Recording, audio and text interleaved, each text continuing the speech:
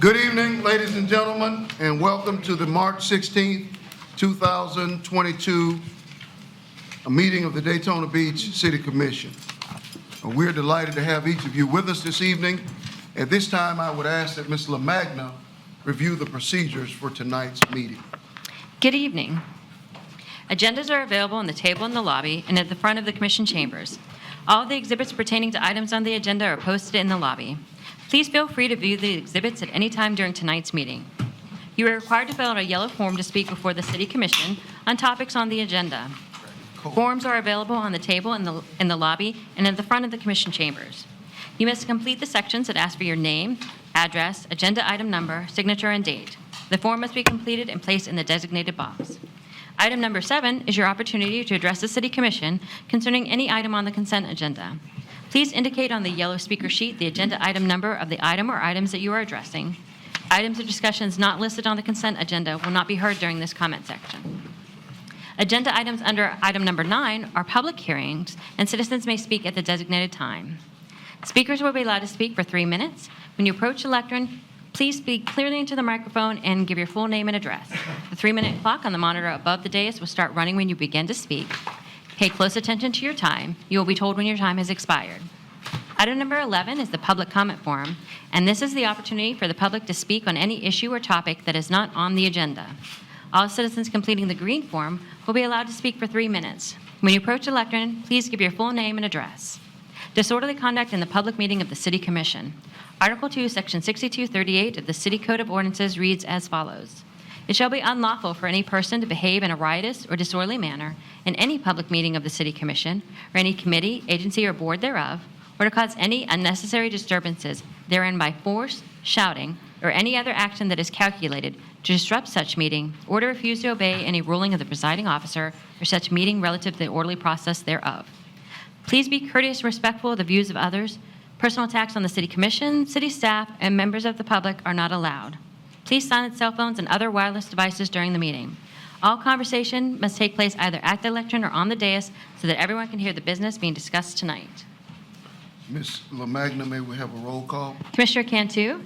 Here. Commissioner Henry? Here. Commissioner Reed? Here. Commissioner Traeger? Here. Commissioner Strickland? Here. Commissioner May? Here. Mayor Derek L. Henry? Here. At this time, we will have our invocation led by Commissioner Traeger, followed by the Pledge of Allegiance led by Commissioner Cantu. Please stand.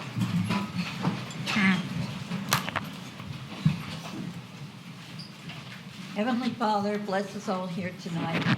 Give us the wisdom and the patience to do the best for our city and our residents.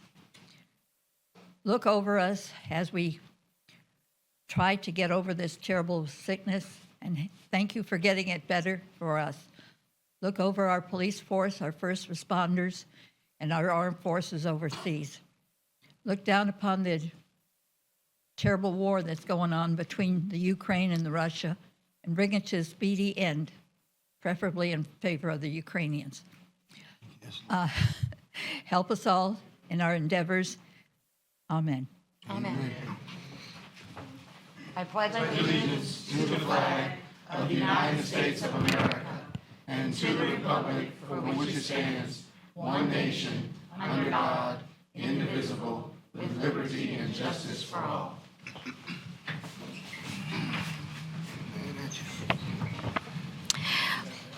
We'll now move on to item number 4, which is approval of the minutes of the February 16, 2022 regular City Commission meeting. So moved.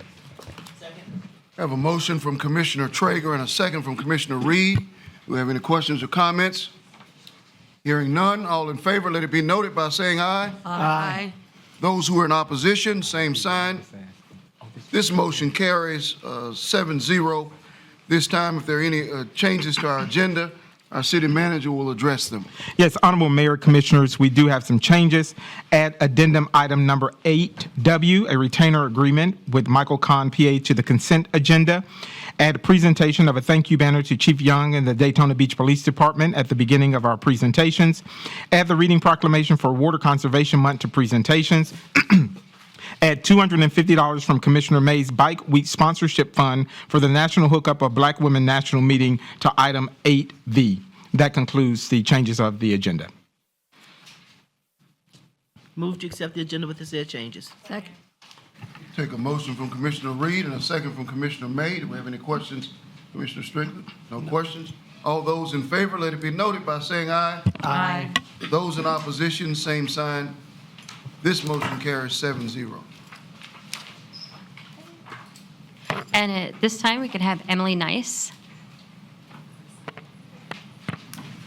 come to the front of the chambers. Thank you.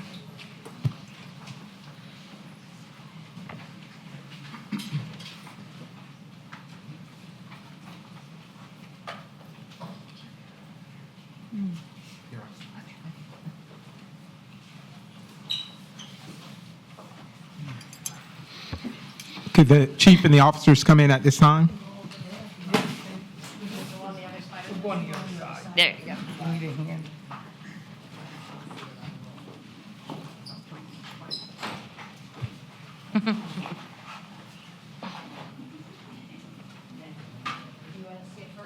Yes. Thank you. That's beautiful. That's great. Now, can you drop it down just a little bit so I can see you all? Good evening. Right there. Chief Jakari, command staff, investigators, officers, and all members of our Daytona Beach Police Department. On behalf of the many grateful residents of the Seabreeze neighborhood, we present this banner of thanks to you as a small token of appreciation for your outstanding work in keeping us safe during the recent heartbreaking tragedies. We are a family of residents who take care of each other, our city, and our police. If you could see the joy and sincere gratitude that each of us had in sharing this banner and gathering our neighbors together to give you a message, you would be delighted. Your exemplary skills, dedication, commitment, and sacrifices to protect us were clearly evident at all times during the investigation. You would not rest until the apprehension, and we appreciate that. You're a shining example of our community's finest. We're so blessed to have your protection. Please stay safe and know that we wholeheartedly support you. Thank you.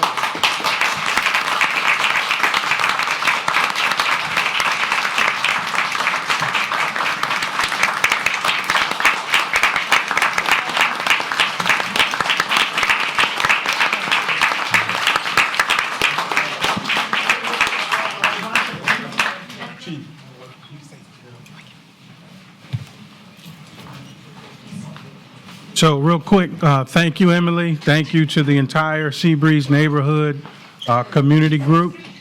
We most definitely appreciate your support, but I want to just give credit to those that truly deserve the credit, and that's the investigators that are over here to my left.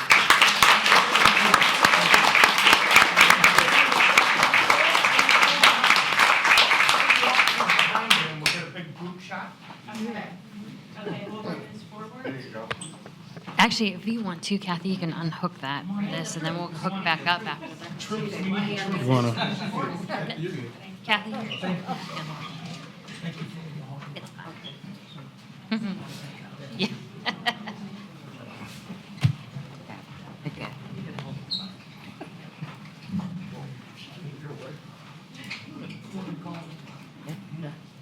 Okay, smile.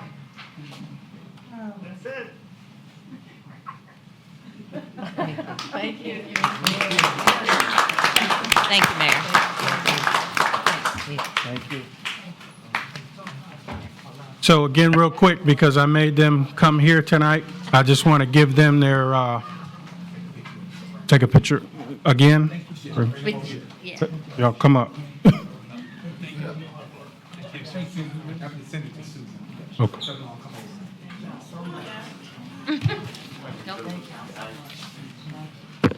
Right.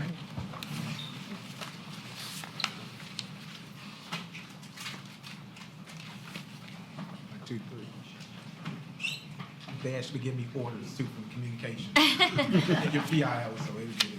Okay, stand by. So real quick, I just want to introduce these folks. To my right is Lieutenant William Walden, and he is in charge of the entire Criminal Investigation Division. And to my left is Sergeant Dave Donardi, and he is my supervisor in charge of the robbery homicide unit, Detective Williams, and Detective Colin Howe. And Colin was the case agent in charge of this particular investigation. So I can tell you from doing these investigations myself years back, these investigations vary in difficulty as far as the solvability of them, and the most difficult ones have a nickname, and they're called a whodunit, when you have very little to go on and you're basically starting from square one. And this investigation was truly what we refer to as a whodunit, when basically we have nothing, and then it begins with the, locating surveillance video, and you get a piece of surveillance video and you're sitting there for multiple hours just looking for something, anybody to walk by that could possibly be a person of interest. And that's how this investigation started. So from going from that to being able to actually get this suspect into custody by the end of the week, that was huge, and all the credit goes to these gentlemen up here and a few others that are off and couldn't be here tonight, because they truly deserve all the credit, because literally they make me look good. And I appreciate this team.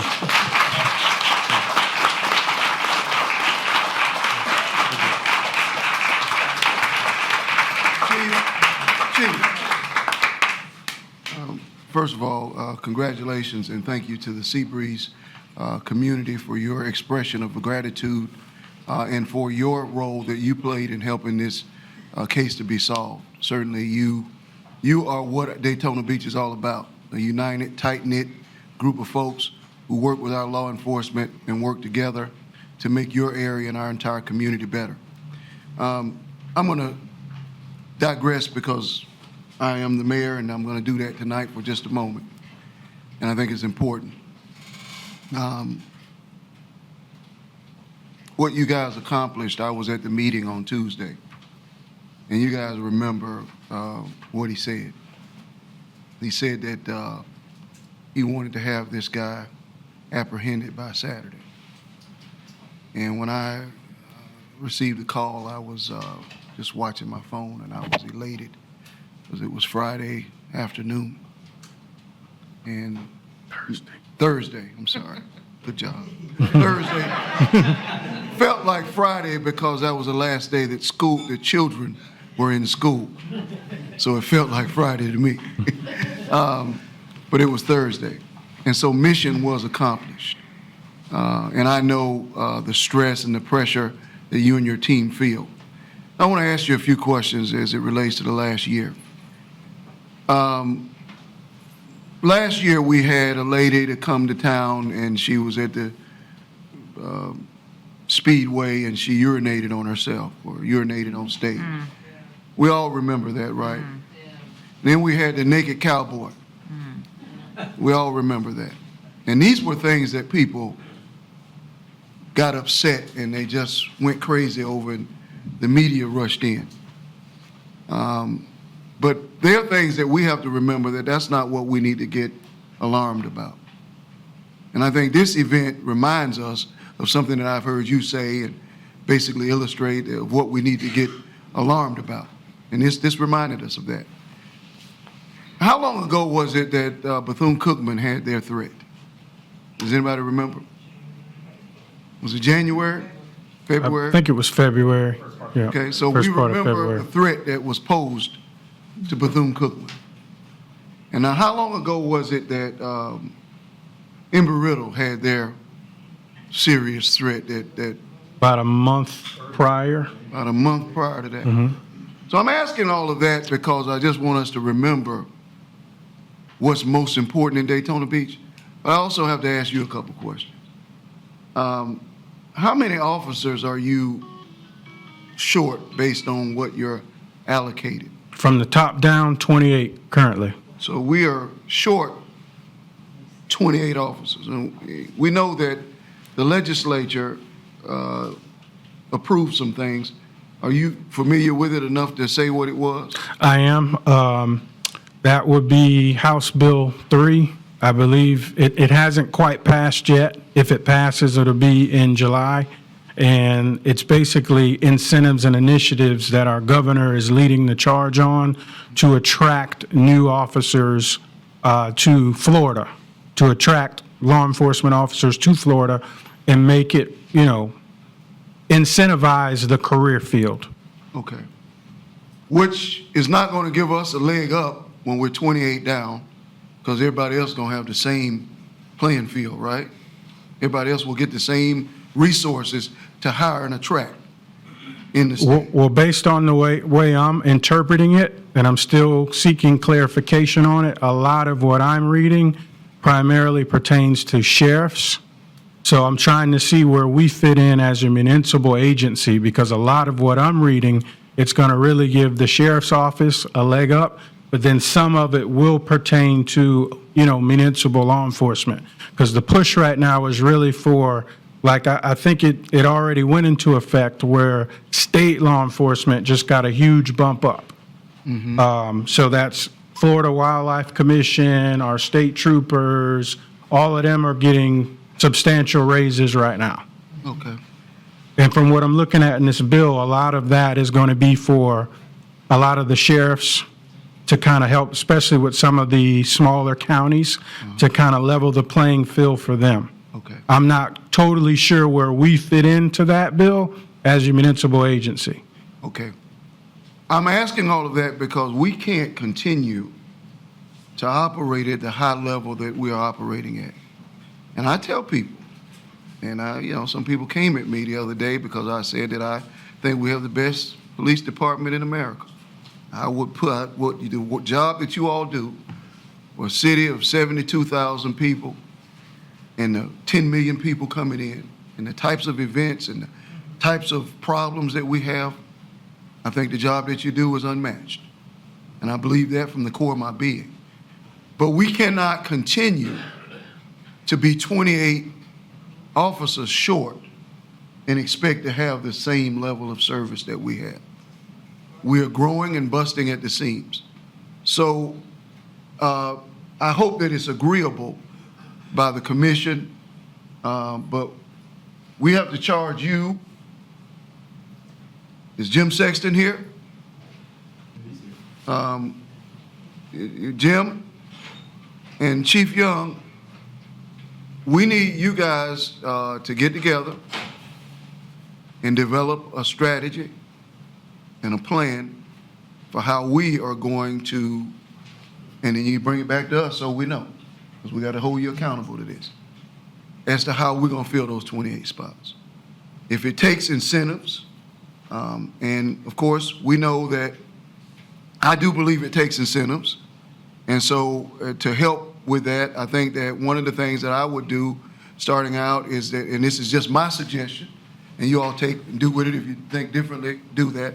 But I think that if someone that we hire chooses and they stay with us for 2 years, after the second year, at the first day of the second year, I would like for us to give them, on top of whatever the governor's doing, a $5,000 bonus. And what I would do is, you gave us what we decided with the money for coronavirus. I'd already had this in my list. But $50,000 of the money that I use, I would like for you to apply to that. So that I know that doesn't go a long way, but it goes towards 10 of the officers if we're able to reach the 28. But I'm not saying that that's the only thing. I think all 28, we should find $5,000 to give them. And if anyone else on this commission chooses to match that so that we're using coronavirus funds to support that part, that's only a part, I think, of what should happen. But I think that the rest of it, because we've got to do something to elevate the salaries, the starting salaries, so that we can keep people. And I know that anytime you elevate starting salaries, because it's caused a hell of a nightmare in education with compression, I understand the challenge. But this is not a challenge. You see, last year, around this time, I started a initiative called the Mayor's Equity Initiative. Basically helped us as a community to review what equity is. And I understand that we've got a lot of departments in the city, but equity and not the same. Sometimes you have to give people and departments a little more than you might give someone else so that they're able to do the job that they have to do. And for me, this is a case of where we have to create equity so that our law enforcement agencies, our officers, can do the job that they need to do. And so that's my commitment from those coronavirus local physical recovery fund. But you all are now challenged with coming back to us. I'll give y'all 90 days, but I hope y'all can do it sooner than that. But you need to work together to figure a way to get those 28 spots filled with incentives or whatever it takes so that you're not running on empty. Because there's too many major issues in this city that we didn't avert this one, but we solved it.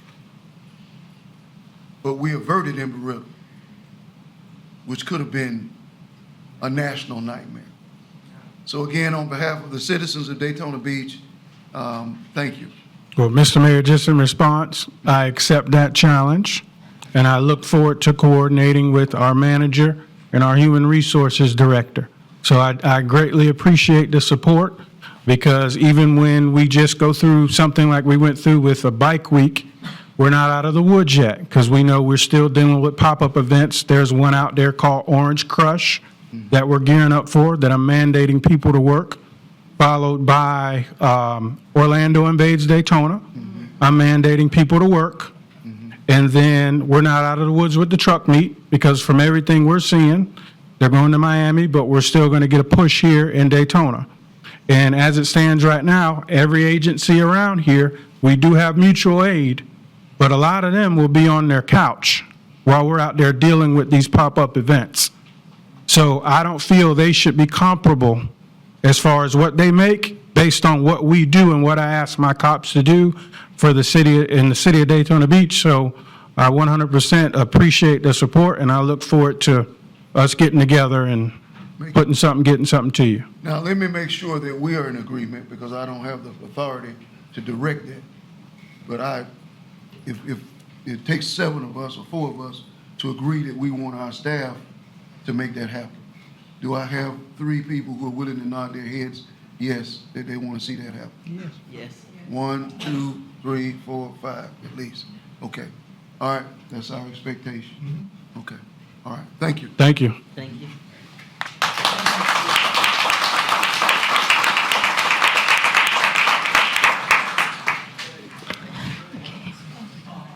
The next item that we added was the proclamation.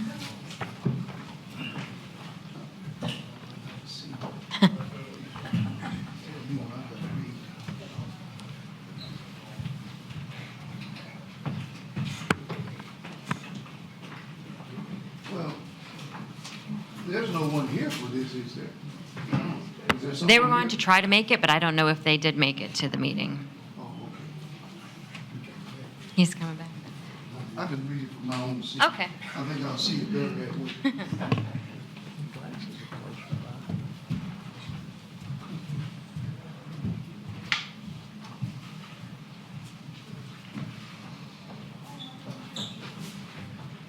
The city of Daytona Beach, the world's most famous beach, in recognition of Water Conservation Month. Whereas water is a basic and essential need for every living creature, and whereas the state of Florida, the water management districts, and the city of Daytona Beach are working together to increase awareness about the importance of water conservation. And whereas the city of Daytona Beach and the state of Florida has designated April, typically a dry month when water demands are most acute, Florida's Water Conservation Month to educate citizens about how they can help save Florida's precious water resources. And whereas the city of Daytona Beach has always encouraged and supported water conservation through various educational programs and special events, and whereas every business, industry, school, and citizen can make a difference when it comes to conserving water. And whereas every business, industry, school, and citizen can help by saving water and thus promote a healthy economy and community. And now, therefore, I, Derek L. Henry, Mayor of the City of Daytona Beach, Florida, and on behalf of the City Commission, do hereby proclaim the month of April 2020 as Water Conservation Month in the City of Daytona Beach. And I call upon each citizen and business to help protect our precious resources by practicing water-saving measures and becoming more aware of the need to save water. In witness hereunto, I set my hand and cause the seal of the great city of Daytona Beach, Florida, to be affixed this 16th day of March 2022. Thank you. Okay. We're going to move on to item number 6A, which is the presentation from the Housing Authority of Daytona Beach on the Windsor-Maitland.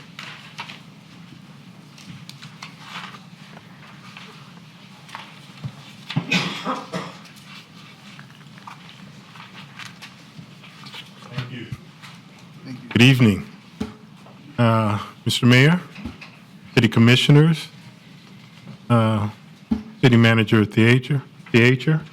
My name is Charles Woodyard. I'm the recently appointed CEO of the Daytona Beach Housing Authority. Before I get started on our presentation, I'd like to introduce some of our team to you so you can put a face with the initiatives and the efforts. And if they would like to, they can come up and stand up. This is a short presentation. All right. And I'll introduce them.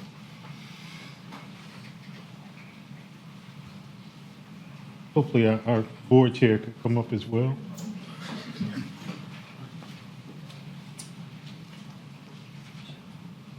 To my immediate left, you can see our board chair, who is Attorney Kelvin Daniels. Our board is appointed by the mayor. To his left, thank you. To his left is Natalie Smith-Wells, who's our Chief Operating Officer. And to her left is our Director of Development, Kara Leonard. These represent our senior staff and a representative of the board. They're going to be heavily involved in the initiative that we will be interfacing with the commission at various times. Let me start off this presentation by giving you a little context as for why Windsor-Maitland is being rehabbed the way it is, because it's around a $60 million project. You need to understand what's going on with that. Let's start. About 25 years ago, HUD did a survey of its portfolio around the country and found out that it was crumbling. Now, what many people do not know is HUD is a divided house. There are two parts of HUD. On one side, it's public and Indian housing. That's where housing authorities like ours live and operate out of. And on the other side is commonly known as the multifamily side of HUD. Now, multifamily is responsible for project-based Section 8 community. So another thing that communities don't know is usually there are two types of Section 8 housing going on in most cities. There's the Housing Choice Voucher Program, where you can see a family or an individual can have a voucher and go around and find a house. And also a housing authority can take some of those vouchers and commit them to a real estate development, a community that a developer is building. The other type of Section 8 program are apartment communities around.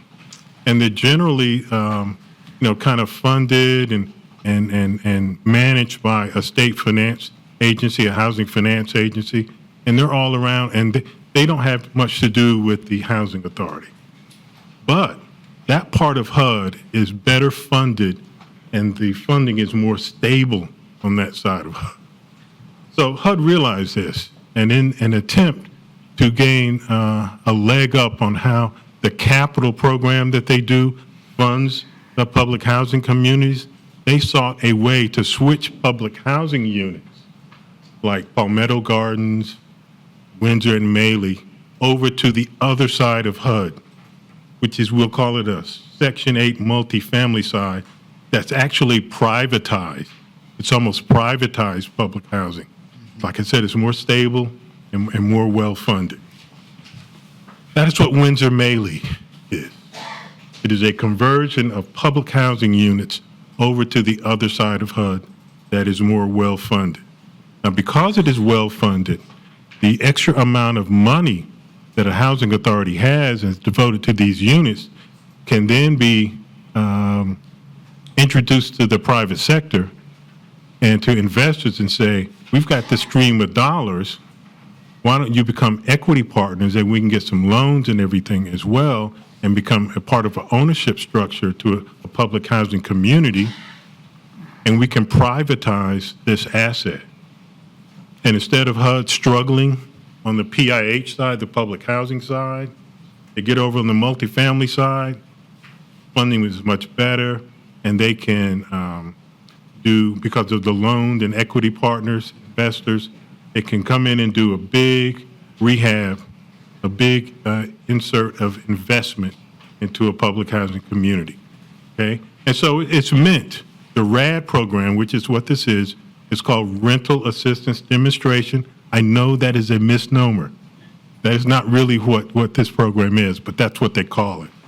So the easiest ones to do it are the senior developments, because those are, you can take a really pretty concrete look at what kind of rehab you need, and the seniors are really, I hate to say it, they're our best residents. They care, they show up, they get involved, and so these are the easy ones to do. Where do I point this? Just click. There you go. Okay. So now that we kind of understand how we got to where we are now, let's take a quick look at what the units are. Windsor and Maley is a large group of apartment units, 198, so just under 200. As I told you, the development cost was a little over $59 million, and we project that we will complete this project in 2024, in May of 2024. Next slide. Now, you're probably wondering, because you may drive by Windsor and Maley and for a while not notice some of the things that are going on, because a lot of the things that are going on are on the inside. So here are some examples of things that we're going to change: upgrading the kitchens and bathrooms, the building systems, which is usually HVAC, upgrade the elevators. I think we're going to be putting an additional elevator in, flooring and lighting, exercise rooms, and I think there's going to be an additional building built. I think beside Maley, that'll be another community space for our residents. Next. In affordable housing finance, what we generally have is what I like to call lasagna financing.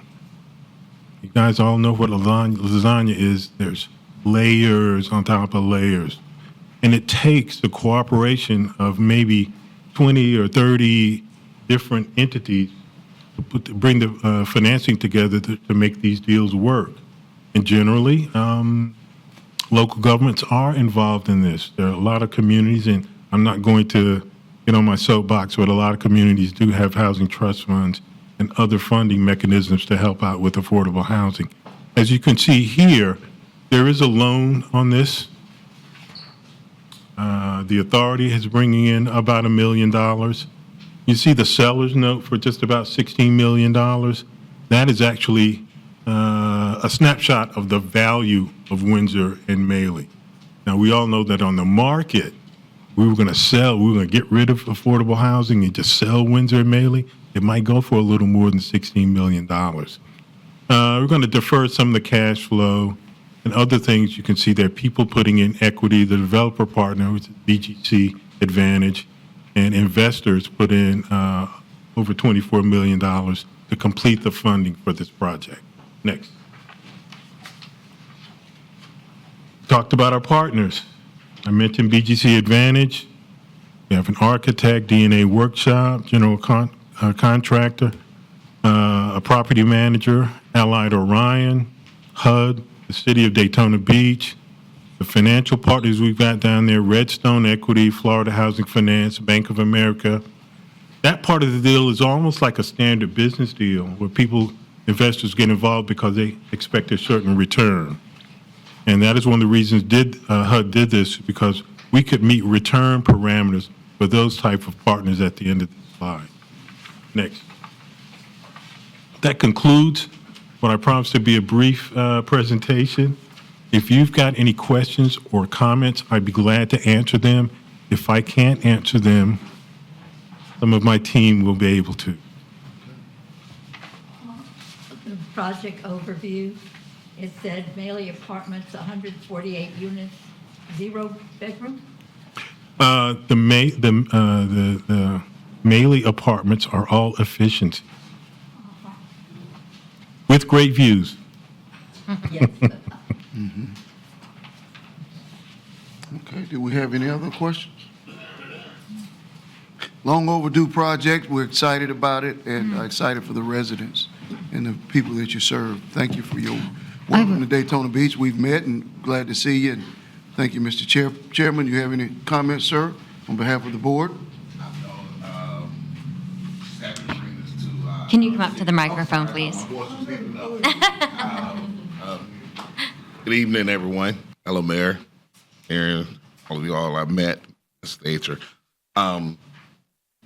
We're gearing up to do a lot, and with you all's help, we'll be back to see you all. We want to make sure we fix the Windsor Maley first, and then we're coming to do our family sites. As you all aware, many of us are from Daytona Beach as well as I am. So we plan on doing Palmetto, Caroline. So we'll be back to get help, and Commissioner Reed there in that section. So we're just asking for your patience, and we'll beautify this area, and then we'll also improve the rest of our area with Mr. Woods' help and with y'all as partners. So, thank you. I have a quick question, sir. Sorry, I have a question. So generally, I had a point of contact at Windsor Maley. I like to do work with the seniors there. Who's my point of contact now? Has that transferred into a new management firm, or is it still has, Housing yes. Authority?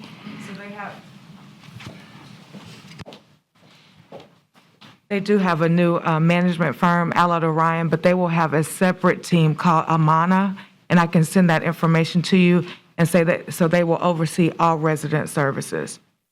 And so from a city commission perspective, if I want to support programs there, as I've done in the past, can I still do that, considering it's the new management team? Still the same? Because before I would just give money to Housing Authority, right? Still the same. And they would love that. And then remember, too, the clients are still our clients, and that they're Okay, they're still project-based your vouchers client. now. But I can work directly with them for programming. Yes, ma'am. Super, thank you. All right. Okay.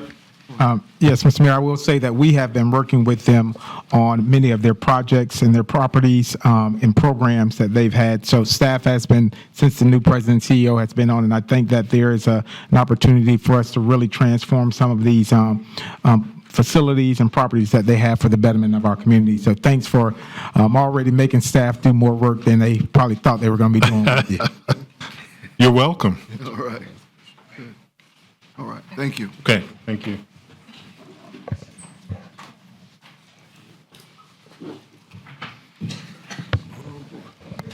Give me your number if you want to.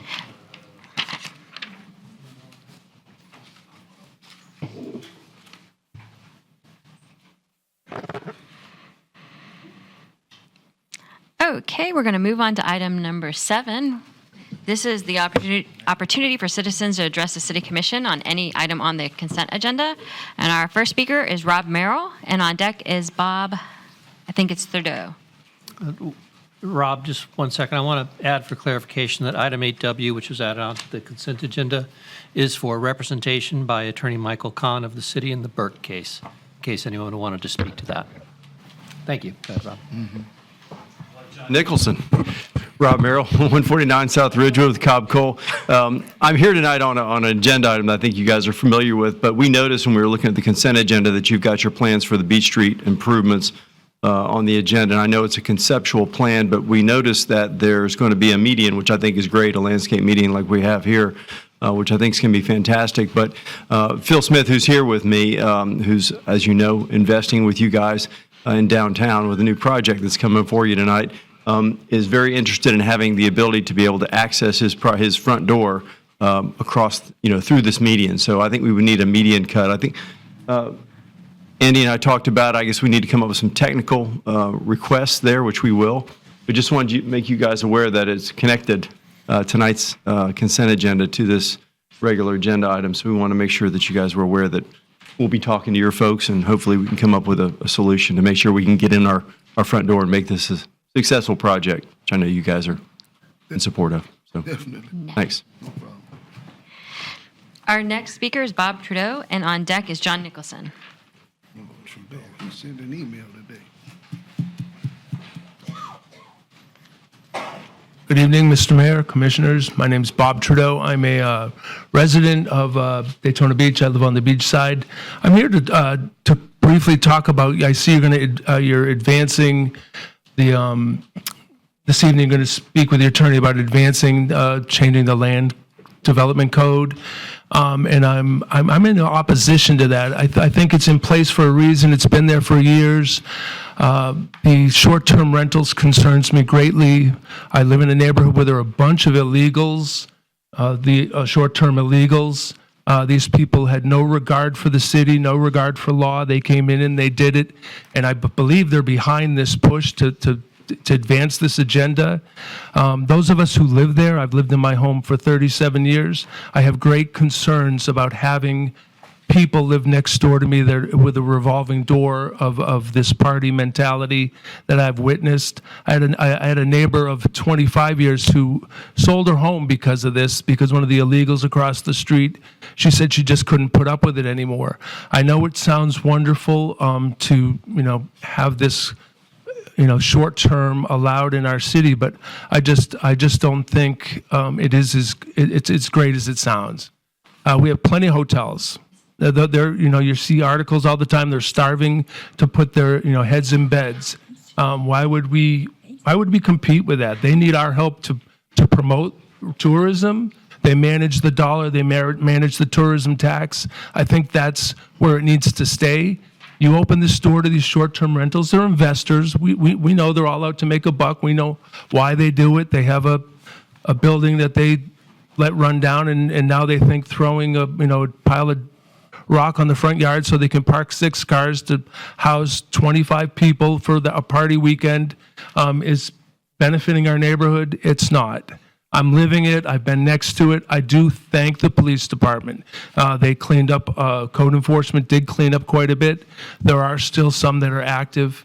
Bike Week, we witnessed it again, trailers parked on yards. Everything that code enforcement can't handle during a special event is migrating into our neighborhoods, and it's done illegally. I don't know why we'd embrace this business. This is where I call home. I have neighbors that feel the same way. I know you did a survey. I believe there are more people out there that are opposed to this than are in favor of it.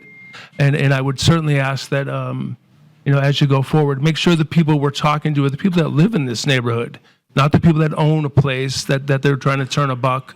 And I'm counting down here, so I don't want to. I can't believe I talked for 3 minutes, to be honest with you. But I do appreciate your time, and please, consider just putting that on hold. Thank you. Thank you. Our next speaker is John Nicholson, and on deck is Sandy Murphy.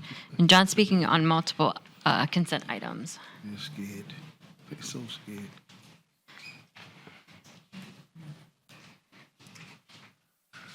John Nicholson, 413 North Grandview Avenue. That gentleman lives 3 blocks from me. He's north of Main Street. That's where the people actually live in those homes. Several things. One, you just had a presentation on the Windsor and the Mealy.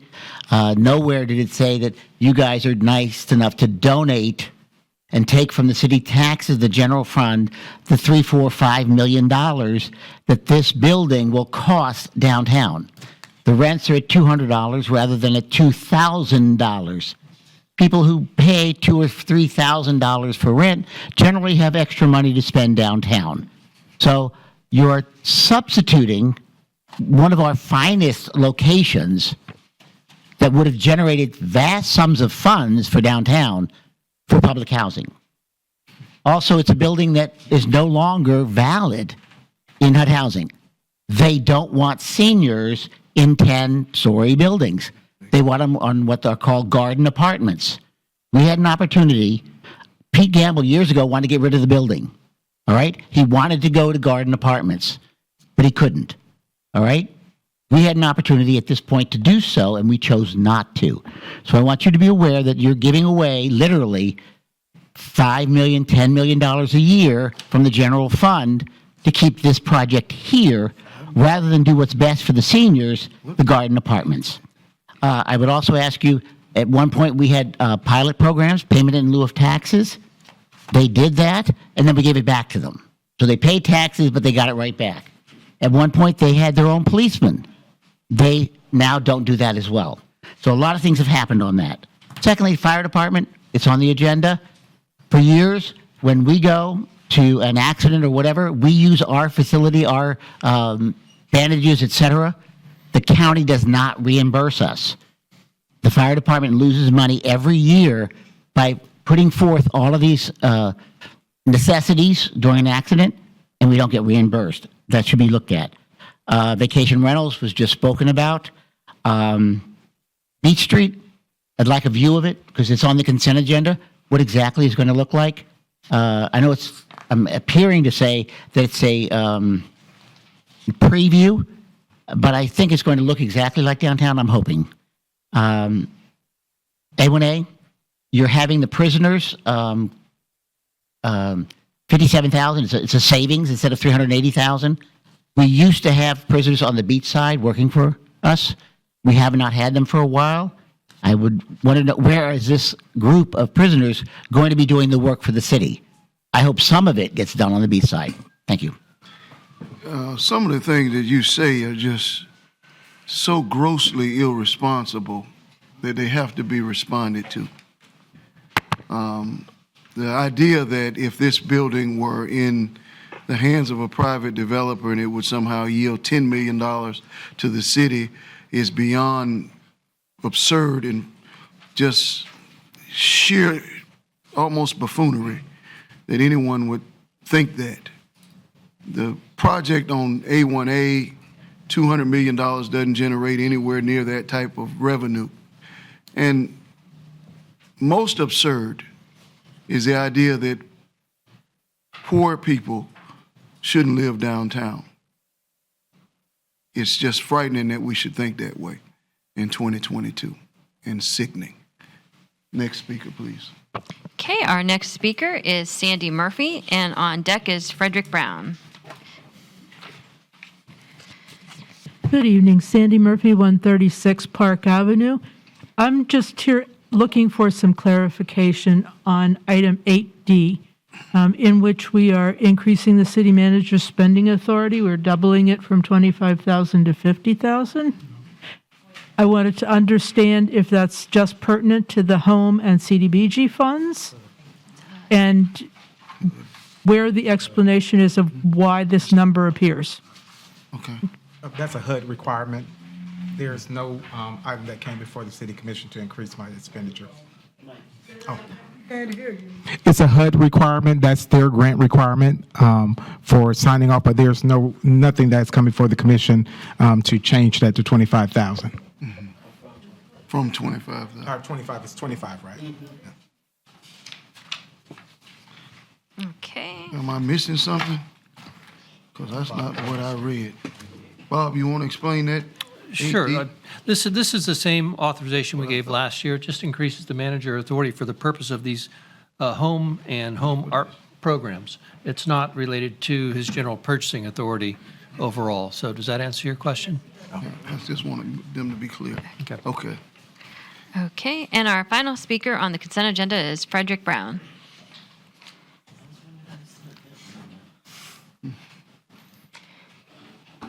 Rick Brown, 1508 Crest Ridge, Daytona Beach. Once again, we're approving funds for ICE vehicles with absolutely no plans, no workshops, nor any future ideas being brought forth to switch to environmentally friendly vehicles. With the recent events that have happened, and you've seen the price of gasoline, the city is going to be expending huge sums of money on fossil fuels. If the city would adopt a plan, and I'll talk later about it, my 3-minute rant at the end, if we could get a workshop going so that we can become the city of the future and not the city of the past, who is paying for a past that will eventually go away. All these vehicles are going to become rapidly obsolete. Their values will decline very quickly, and we'll pay far more for maintenance and certainly far more for fuel. We still have no plan within the city to upgrade to Daytona Beach, and I know, Mr. Mayor, we've talked about that. We want to be the city of the future, not the city of the past. These are excellent opportunities in which to do that. Concurrently with that, I know there's a lot of extra money being spent on the Daisy Stocking Park, which I'm greatly in favor of. But nowhere in any of the proposals have I seen anything for solar. It's an excellent opportunity. There's a huge amount of space that where solar could be put in to power the facilities to make it cost effective. Yet nothing is being done. Once again, there's no plans for that. We're again designing a city of the past, not a city of the future. I would strongly encourage the mayor to start a workshop, and I would love to be part of it, so that we could start communications on becoming the city of the future, to not only include getting rid of the purchasing of obsolete vehicles, building and upgrading facilities without alternative energy means, okay, but also be able to apply this to public transportation and to public housing. As you know, when you're building these facilities, they also require electricity. Again, nothing is being done, nothing is being encouraged for the use of alternative energy in any of these projects that have come before the City Commission. Again, I strongly encourage that the city adopt a committee, start out with a workshop to look into alternative energy seriously, because right now we're paying for it and it's money being thrown away. Thank you. Thank you for your continued reminder on this issue. I do appreciate it. Thank you. That was our final speaker for the consent agenda. Okay, do we have a motion? Is there any 1 second. looking into, like you said, the solar and the electric cars? Yeah, we'll ask the manager to say something because we concur with what he said, and I've said it before, but he'll. Although he may not think that we are, but we are. Matter of fact, me and Commissioner Strickland on yesterday just had discussions about how we're looking at alternative vehicles, electric vehicles. So staff is looking at those things, and if the commission desires for us to have a full-fledged workshop, we will, but staff is looking at those items. I come from a community where we actually paid staff members, the city of Haines City put in the electric vehicle charging stations. We put solar panels on our buildings.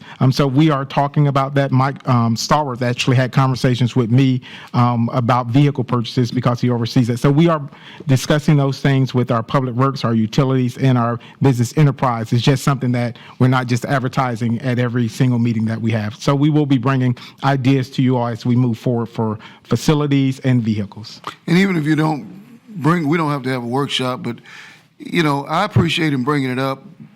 We've talked about it, but at some point, we want to get down the road to where we want to be. And I'm glad to hear that you all are having that People ask me the question about it, and what would be the differential between electric and fossil fuels? Yeah. And I do think a couple of years ago that the city did look into having, I think they had a couple of electric vehicles or discussed some of the issues, and these were things that Mr. Stallworth talked to him. So we will pretty much communicate what we're looking at and evaluating in some form or fashion over the next couple of months, so you all can have that information. And because citizens do call, Commissioner May took me on a tour where a gentleman asked, he does I think electric vehicles or. He actually prepared an entire research dossier for us on electric vehicles, where to put them, how to use them on beachside. So it's something that we've all been thinking about in different ways, shapes, and forms, especially for beachside. And I have the packet. Yeah. Okay. Thank you. All right, thank you. Okay, did we have a motion? I heard a motion from Commissioner Henry. Do I have a second? Second. Second from Commissioner Cantu. All right, motion and a second. All those in favor, let it be noted by saying aye. Aye. Those in opposition, same sign. Motion carries 7-0. We'll now move on to item number 9, which is our public hearings. Item 9A is the Development and Administrative Services Planning Division Framework to Plan Development, Redevelopment, Rezoning. This is an ordinance on second reading public hearing. An ordinance amending the zoning map of the Land Development Code to rezone 3.5 plus or minus acres of property located generally at the southwest corner of Beach Street and Michigan Avenue, directly west of Riverfront Park and Halifax River, from RDD4 Redevelopment Downtown Riverfront Mixed Use to PDRD Planned Development Redevelopment, and approving the Framework Downtown Plan Development Agreement to allow the construction of a multifamily residential complex subject to certain conditions, authorizing the mayor and the city clerk to execute the agreement, repealing all ordinances or parts of ordinances in conflict herewith, and providing an effective date. So moved. Second. Well, we have a motion from Commissioner May and a second from Commissioner Traeger. Do you have speakers? I have speakers. I do have Mr. Rob Merrill here on behalf of the applicant and Mr. Philip Smith on behalf of Framework. Okay. Mayor Commissioner Rob Merrill, 149 South Ridgewood with Cobb Cole. We've been working with the team of folks, including Philip Smith, who's here with me tonight, who's going to, I think, come up and hopefully say thank you to you guys on this project, and your staff's been great with us. I know you guys know the project. We've appeared before you. Now we're partners in this project, so hoping that you guys can welcome Philip. I know he's been here and he's already done one project, and I know there's some coming behind that we've talked about, and I'm real excited to have him here. I'm privileged to be part of this team, and happy to answer any questions that you guys have for us. Okay. No questions from me. You have any questions? Okay. Thanks. Thank you, Rob. Thank you. Welcome, Philip. Okay.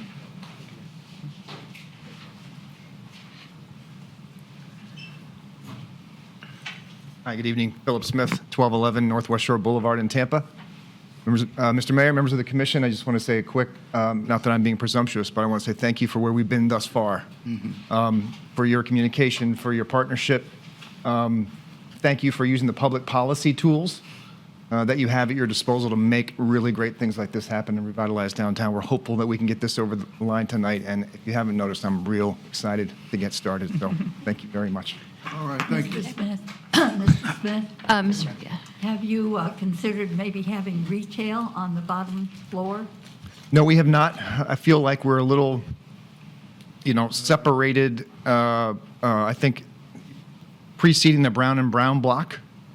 I feel like it's a little bit of a leap to maybe strand one or two storefronts on such a long block as you see in front of you right now. I really believe that this is a residential development and that we're occupying downtown with as many people as we can put on this footprint, and they're going to shop in the existing establishments. Okay, because a lot of things they're talking about having retail on the bottom and housing on the floors above. No, I think that's appropriate in many places. And I think multi-use, not every block is a mixed-use block, but a downtown is a mixed-use neighborhood. Not every block has to have office and retail and residential. It can be residential next to office, next to retail, and we are effectively accomplishing the same thing with a little less complexity. So that's something that's important as well. Okay, I'll continue with the rest of our public speakers. First speaker is Jim Cameron, and on deck is Richard Gorel. Thank you, sir. Our next speaker is Richard Gorel, and on deck is Ann Ruby. Mr. Mayor, members of the Commissioner, thank you for your time tonight. I'm at 148 Michigan, Richard Gorley, 148 Michigan Avenue, Daytona Beach. As a matter of fact, when you had the color map of the zoned area that's in question, I'm about 3 houses west of there. So when I sit on my front porch that looks south and east, I can either look south at the house across the street, or I can look east down Michigan Avenue to currently the Stuart Marchman property. Okay? And now I look down that two houses, about 300 feet, and this is what I'm going to see. Actually, I don't see such a pretty view. That's a gorgeous rendering. It really, really is. That's nice. But I get to look at the back of that. I'll be staring right into that 6-story garage that they're going to have servicing this. 3.5 acres, 300+ units, currently zoned for 40 residential units per acre. They want 110 per acre. They want to go up 6 stories, where with the exception of the cat tower that you have there on Beach Street, from Orange Avenue to Fairview, 3 stories, almost 4, and that's it. It's a beautiful stretch, okay? And during Hurricane, I can't remember. I want to say Irma, but. Okay, one of the hurricanes. In 2017, those front doors were under 3 feet of water for 4 days. Okay? 3 feet of water. I had 14 inches in my garage, and I'm 3 houses behind that. Okay? November, this past November, a no-name storm, pop-up storm came out of nowhere. Flooded Beach Street from Fairview to Mason for 3 days. You're building on a flood zone. If you're going to raise that property like they did with the Brown property, you're going to raise it up, and then all the water that would go in there is going to disperse all around the neighborhood. You don't have the drainage to build there. Not that. Okay? It's just too much on too small a property. It's a classic definition of overdevelopment. I was talking with a guy up in Flagler, and we were joking about something like this. In Flagler, they have a saying, ask the residents of Flagler Beach, don't Daytona our city. They're looking at Daytona to see what not to do in Flagler. If that was half the size, it could work. If it was 3 stories tall, fine. Residential, I was thinking that a great thing, keep your zoning. Keep your zoning for 40 residents per acre. Maybe do a nice 3-story hotel and a nice rooftop restaurant. You'll get a lot of business. Thank you. Thank you. Our next speaker is Ann Ruby.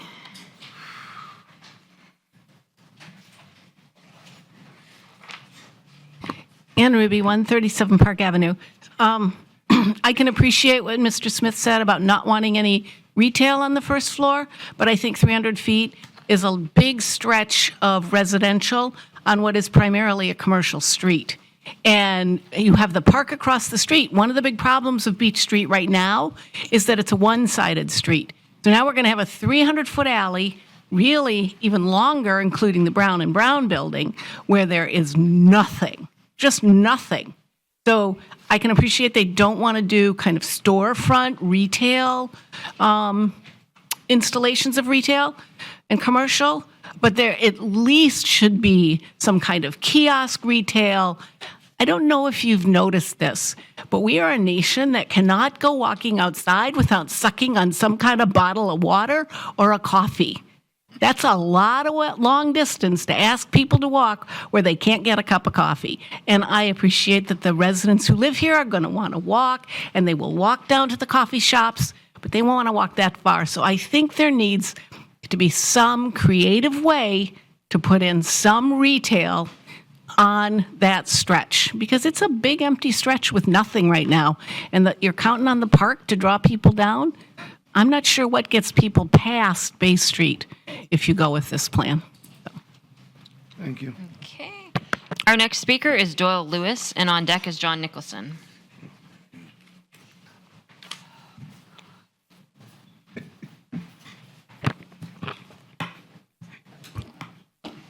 Good evening, Mr. Mayor. Good evening. City Council. It just amazes me. My name is Doyle Lewis, Daytona Beach, United States. That particular area, if you know the area very well, it used to be commercial. If you look around the area, anything north, and anything west. It's mostly residential. I was told 35 years ago when I got into development that the people with the money would probably have oceanfront property. That has happened every single year for 35 years. Now, that's not oceanfront property, but this is waterfront property. There's other areas that can have retail. You have an old county building sitting there that's empty. That whole area can become retail right there. And it's just right around the corner.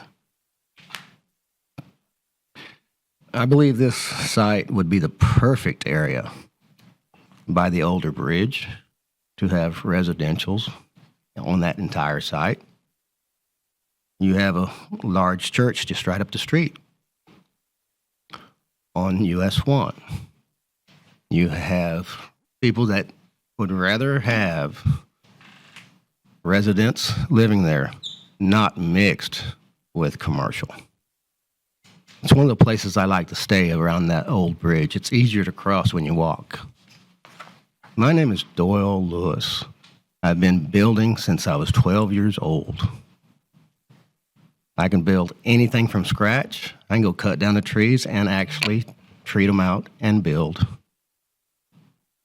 I believe that would be the perfect area to make residential. Thank you.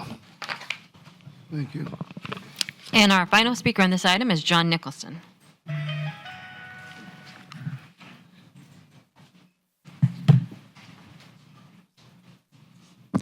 John Nicholson, 413 North Granview Avenue. 20 some odd years ago, I could sit in my bedroom window and look at the ocean, see the beach. People would call and say, "Is it good surfing weather?" All right? I can't do that anymore. In front of me is a 28-story building, and I can't see over it.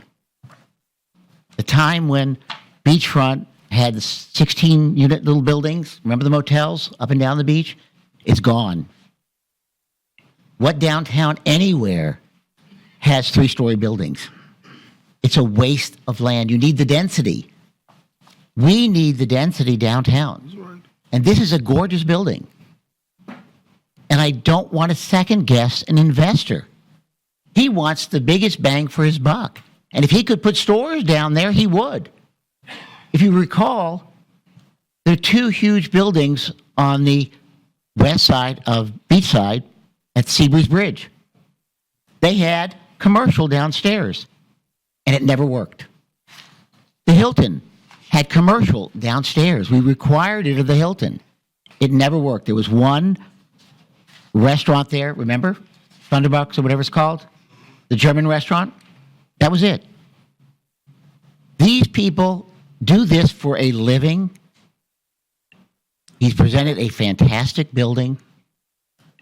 And from my view, and those of people that have to pay taxes, I'm happy to welcome him into the community and his taxes and the people to populate downtown. Thank you. That was my final speaker, Mr. Mayor. All right, we have a motion and a second. Do we have any comments from the commission? We have a motion and a second. All those in favor, let it be noted by saying aye. Aye. Those who are opposed, same sign. Motion carries 7-0. Welcome to town, sir. Well, welcome back. Thank you.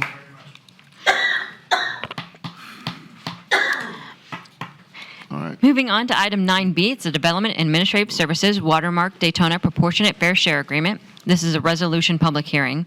A resolution approving the Watermark Daytona Multifamily Proportionate Share Master Parent Tract Agreement between the City, Watermark at Daytona Williamson FL LLC, the developer, and the County of Volusia, providing for the developer to pay a proportionate fair share contribution to Volusia County in relation to a multifamily residential development generally located southeast of the intersection of Williamson Boulevard and Hand Avenue, authorizing the mayor and the city clerk to execute the agreement and providing an effective date.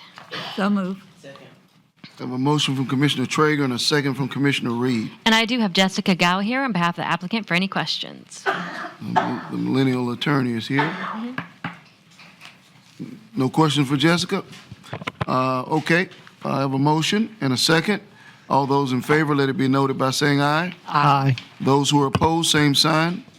This motion carries 7-0. Okay. And that was our final agenda item. All right. Item 10. And we started with Commissioner Cantu tonight. Oh, we're not having item 10, 10A? It is, when he gets to the city manager's report. Oh, that's his report, Yeah. part of his report? Yeah. So we start with Oh, the okay. commission first, So and then who is he'll the first report. person? Cantu. Commissioner Cantu? And I had a lot to say last commission meeting. I have nothing. You said less than Mr. Brown. Yes, No comments tonight. gotcha. You've said less than Mr. Brown. Commissioner Reed? No comments tonight. Really? You said less than Mr. Brown. Commissioner Traeger? I just want to say congratulations to Chief Young and his crew, and that banner was well-deserved. You've said less than Mr. Brown. Commissioner Strickland? I have less than Mr. Brown to say tonight. Commissioner May? You're killing me over there. I want to say last, I only have two things. I swear I'll be quick. Okay. Put the timer on. I'd like to know if, sorry, thank you. I'd like to know if part of my notes, part of the CARES package, if I wanted to have them research whether I could use the ring system as part of my CARES funding. Is that possible to use the ring system? And I want it specifically for Zone 3 for my ring. Yeah, the video surveillance system. It's part of on your line item as a. So that goes under that heading. Yes. So my intent is to have it in Zone 3, split before 4 precincts, and have it available to residents in that area. It was a great safety. The chief called it location surveillance video, and I just absolutely love that phrase. We're all on the right track. That's one thing. Other thing is, I need a little help with something, maybe from staff. I have a full agreement from the Tortugas. They would like to have a baseball event that brings the east and the west side first responders together. First responders, police, teachers. They have a representative from the west side already who will coordinate on the west side. I need a representative from the east side to bring together fire, police, or teachers for a sort of a charity baseball game on July 4th. My hope is that it goes so well that we have a repeat performance on September 11th. And they've already agreed to it. So I'm really looking forward to that, but I need some help from somebody. I'm thinking Parks and Rec maybe, who can coordinate or get something together to get people to sign up. If they have to train, they have to train. I don't know what they're going to do, but I'd like some performance there. So I'm not sure who we would coordinate with, but I think it's a great opportunity for us to bring together East and West. Is there anybody who could do that with us or work with me on that? Letitia will make sure that we get this to the right person. We meet on Mondays and we give out assignments that you all. I would absolutely love that. Can't wait for the training program to start. I'm super excited about that. I'm joking. And that's it. Thank you so much. I appreciate that. All right, and there are no comments from me, so we all essentially said less than Mr. Brown, with the exception of maybe Commissioner May, but that was close. But that's good. Okay, we'll go to the manager. Yes, we're going to bring out, I almost said Commissioner Driscoll, Drew, to make a presentation where we are with the coronavirus local fiscal recovery funds. And he has, how many minutes do you need? I'm going to try to do a 30-second because the bar's been set. No need. I got a boss to report to, sir. All right. Drew Driscoll, Deputy City Manager, Fire Chief, and part-time Netflix aficionado. So this evening, you asked for an update of where we stand on our coronavirus funds for the first tranche that we received. So I want to give you a brief update. Here we go. Oh, it's extremely small, so I apologize. In 2021, the City Commission, in August of 21, the City Commission approved our 2021 programming plan for the funds we received. In January of 22, the final rule was finally adopted by the federal government. And as late as February 28 of 2022, the compliance rules were finally set.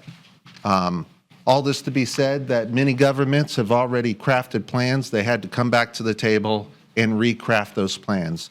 Behind the scenes, our programming was all eligible. It remained eligible, but we had to recraft the financing leg of it, how we do it internally. And we have our third-party auditor that we don't want to pay back the federal government after the next financial crisis hits. So we need to make sure that we're compliant, so we're not giving back money.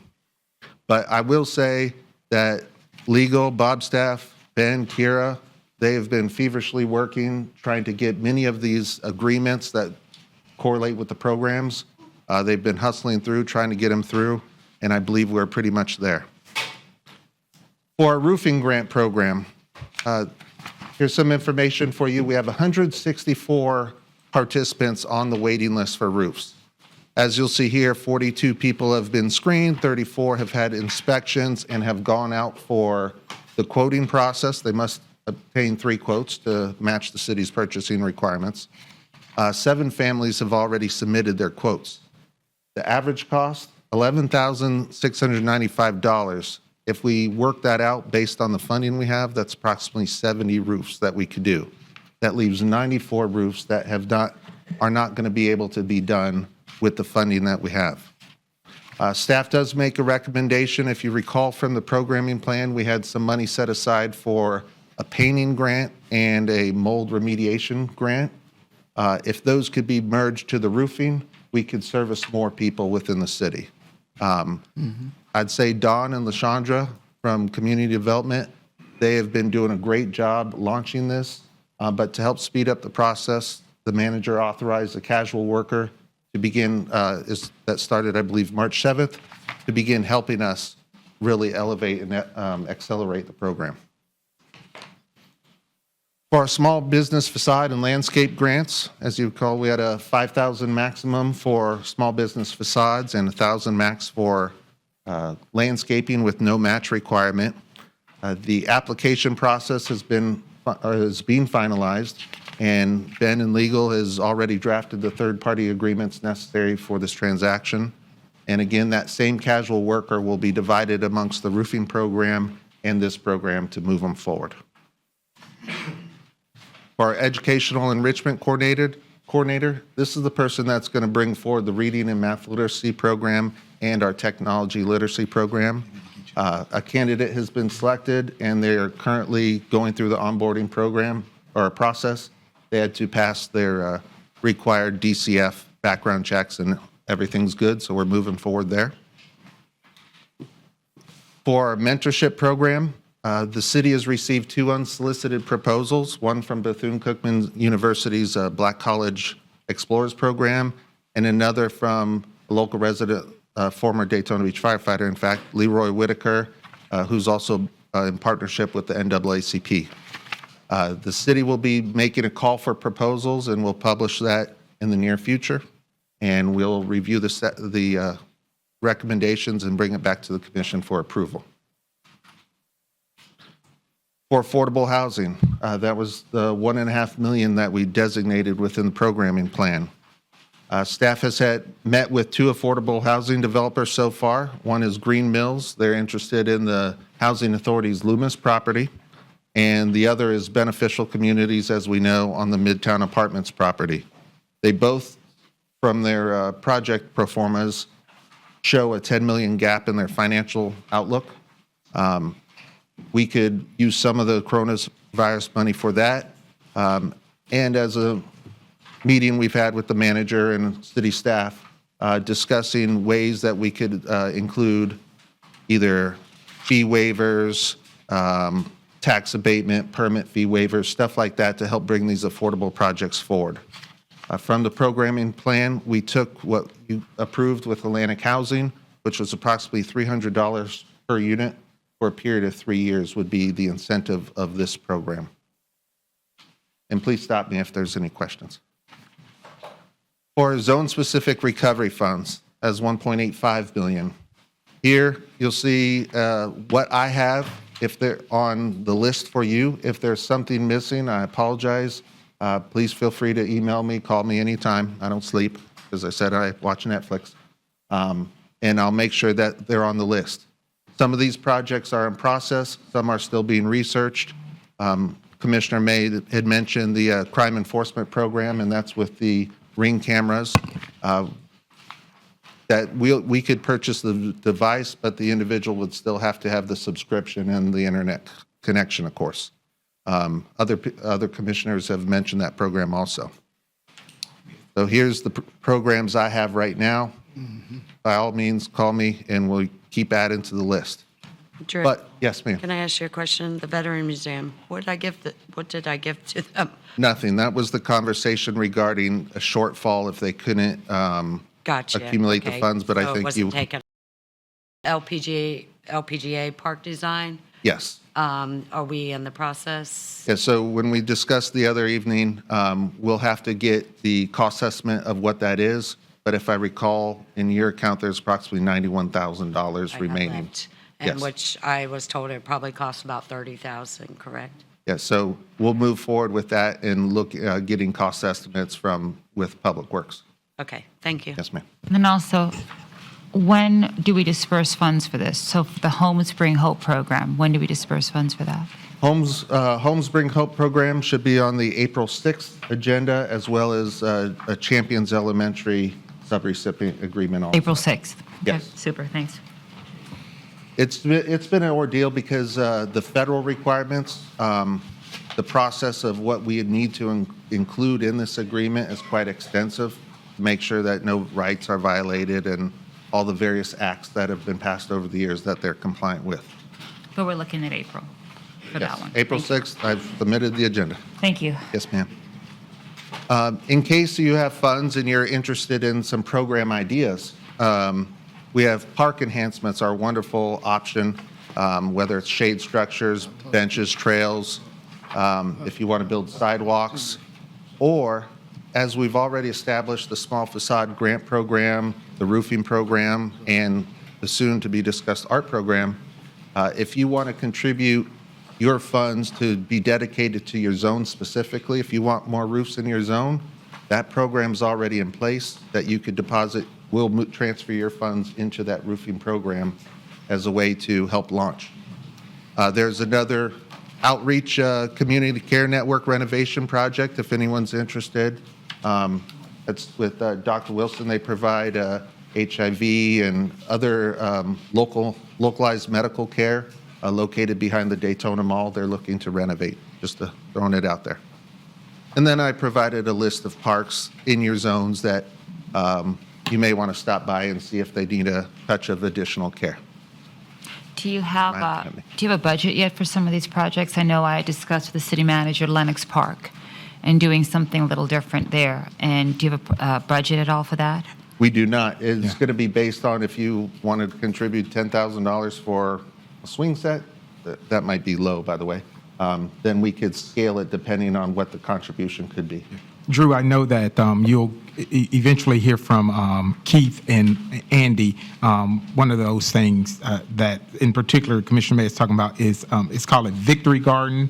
I know it as a community garden, but it's Victory Garden. And believe me, Jenny Nazat wants to do them in everybody's zone, so I'm not surprised she won't be coming to you all after she can work on the one Commissioner Mace. But that's Andy and Keith have looked at Lenox Park location, so they'll be bringing that information to you.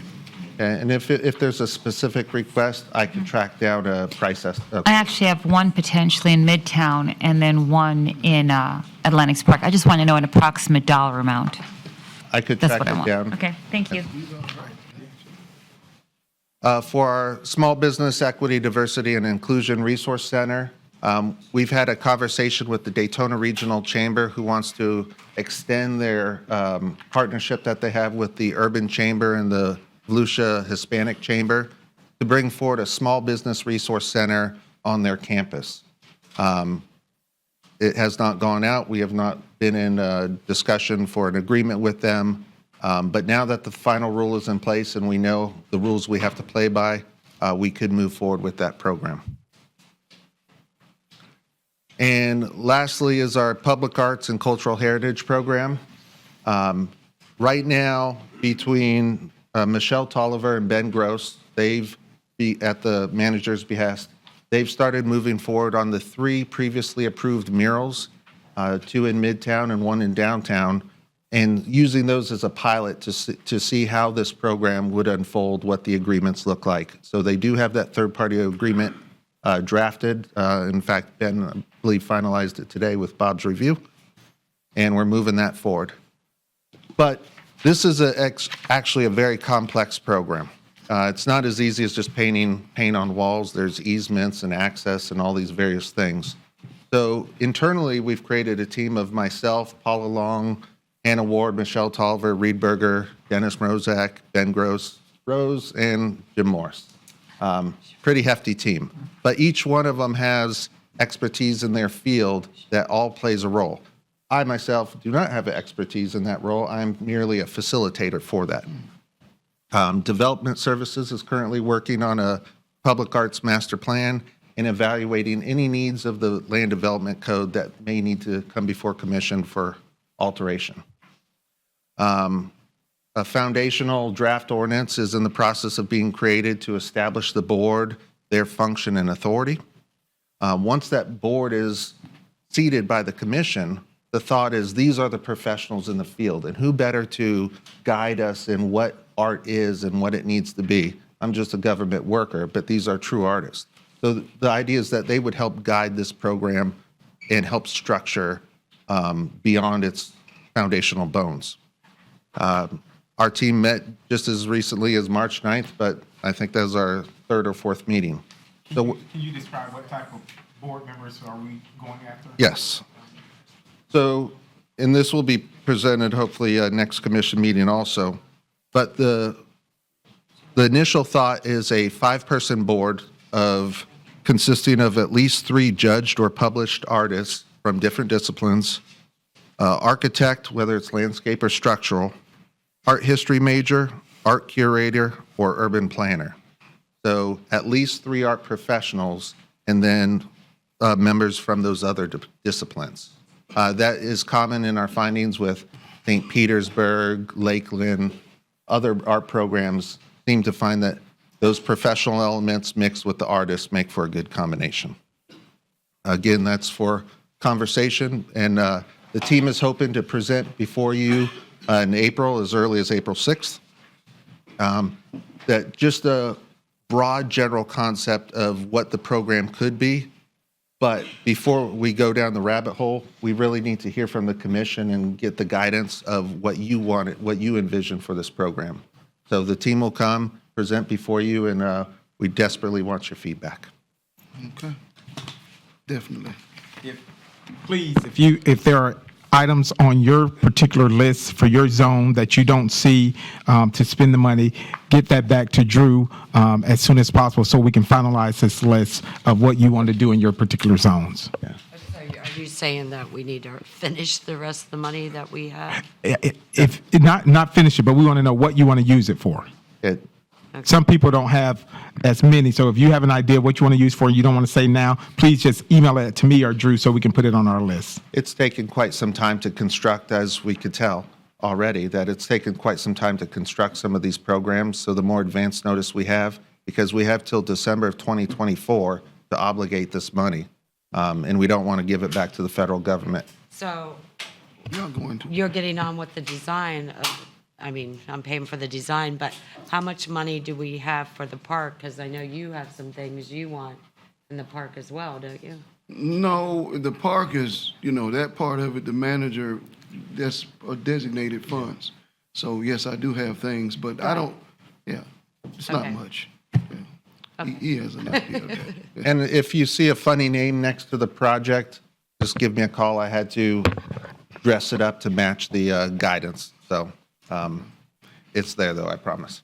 And I would say to you all that as it relates to the incentive that I offered earlier, in order to get 28 police officers, that would take, if we're going to give them a $5,000 bonus, that would take $140,000. So if any of you have any desire to contribute to that effort as you are doing your deliberation, please think about it, because I think that What were the numbers has to be again? one of our priorities. 140? 140, and I've For how already many? committed 50, so we need 90 more thousand. 28. 28 officers. We want to hire them and we want to give them an incentive to join us. Right. That's basically what it is. Yes. So And when's our next 250,000? When's our next money? we don't know. That money is actually not guaranteed. I need it. I've been as a part of the you can't as a part of the you can't count on that. I got As a part of the U.S. Conference of Mayors, we have been lobbying because that money is greatly jeopardized as we speak. Just put it. That's all I can say. Sorry for speaking longer than Mr. Brown. That's all right. That's all right. Okay. Any other comments? Nice job. Thank you very much. I did. We need 90,000 to get to the whole 28. Yeah, because he's not gonna want to try to take that out of general fund, and we need to try to avoid that. 10. 10. Got 10 going once. I can do 10. 10 going twice. That gets us to 70, which Commissioner Traeger, you like the police? Can you 10? Okay. How much do we get all together anyhow? It's 250. We'll break down and say, let you know what you have remaining. I'll do 10. 10. I might do more. You said 20? Okay. Who said they was going to do 20? Someone said that? Commissioner? 20, 30, 40, 50, 60, maybe 20. So that gets us close. Okay. Yeah, I need All to know how much I have left. It's 100. Because you spent. Yes. Okay. But What that, about land? okay. I understand. Yep. And to be clear, all this will come back as either a budget amendment or as a purchasing item pursuant to city manager's authority. Yes. And the commission's authority. Yes. Okay. Okay. All right. You have anything, Bob? No, sir. Nothing? All right. We'll hear from our illustrious residents. Okay. Our first speaker is Patricia Hurd, and on deck is Stephen, I believe it's Malin. Okay. No. Patricia Hurd's first.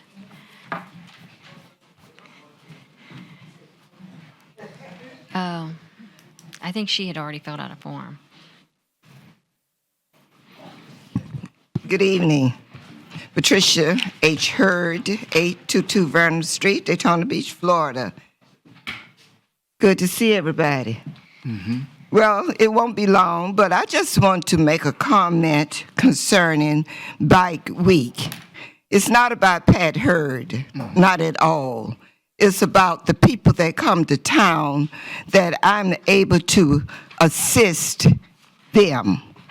I'm here tonight to speak of the parking on the avenue and around town. I went back up there the other day and the vendors was telling me they were spoken to because they were parked on yellow lines. Now, if you would go out there now, you will find everybody parked on yellow lines. Go down on Weaver Street, they live on the corner going in the store and everywhere else. Let's be considerate with these people coming to town. That's the only thing I have to say about that. It won't be any problems around 560 Dr. Mary McLeod Bethune. They had problems the other night, I guess because of other people and businesses around, even in the park, but not at 560.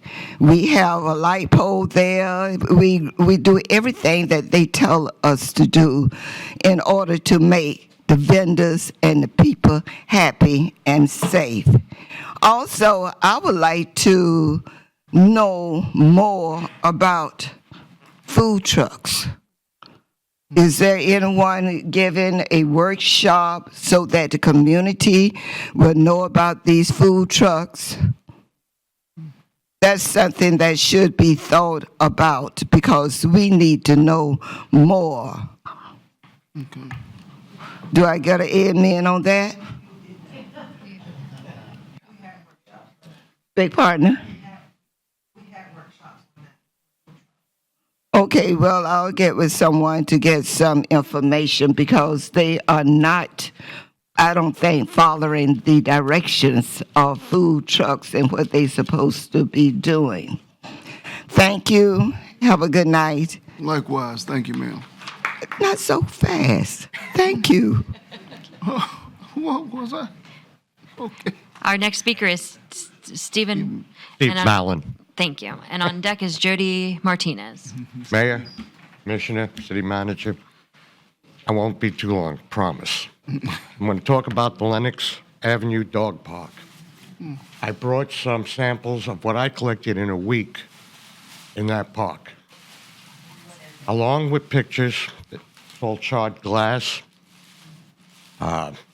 broken pieces of things. There's a lot of things going on over there, but it could be remedied. Dog park doesn't have irrigation, so he's got some pictures I gave to the city clerk. He's going to print them up and give them to you. I suggest we take a look at it. You'll see what I'm talking about. We can use pressure washing the park benches. The fountains are dirty. You know, you guys know me a long time. I very rarely speak, but we got a lot of vacationers that come there, bring their animals because they can't bring them on the beach. Our children play there. Our dogs play there. And for the safety and health and welfare of our community and our animals, I'm sure you own animals too, we need to address this before someone really gets hurt. There are some big pits in that park right now, inside the dog area. One of the things you'll see in the pictures, you'll see some tire tracks that someone drove a vehicle around, which was a police car, is what I'm told. You'll see the mess they made. We pay money to try to keep it up, then we got to go back and redo it. So if you would take the time and take a look at it, and I'm very glad I'm here tonight. I didn't realize you had the park enhancement program going. Maybe we can put a little money in there, put some shade on either side of the, for the dogs and people sitting there. It's hot. We have shade down on Beach Street by the river, those blue shades. We can use something of that nature on either side. Doesn't have to be solid. It just needs to be porous and keep out the sun. It would be an enhancement to the area. I don't know if you can do anything about bathrooms. People complain about it. One lady in a wheelchair last week needed to go to the bathroom. Her husband had to watch the dog. He had to go around the corner to Lenox and go across to the public bathrooms over there in a wheelchair, electric one. So, you know, these are little things, but it makes a better community. We do have a lot of vacationers using the place, so it's really an eyesore instead of an enhancement, and we're trying to improve for years here. Did a great job, but now it's time to review. Anyway, thank you very much. Good to see you all. Likewise, Steve. So, sir, I agree with you on that. The city manager and I, we went and we drove around Lenox Park. We spoke to some people who live by Lenox Park. I've been walking the neighborhood, speaking to people there. They were also telling me there were some homeless people wandering through the areas. I have been told the police have been doing extra drive-throughs as well. And so Lenox Park is definitely on my list of improvements. The police are doing a great Yeah. job, but we always get one bad apple. I agree. Stay on the table. Yeah.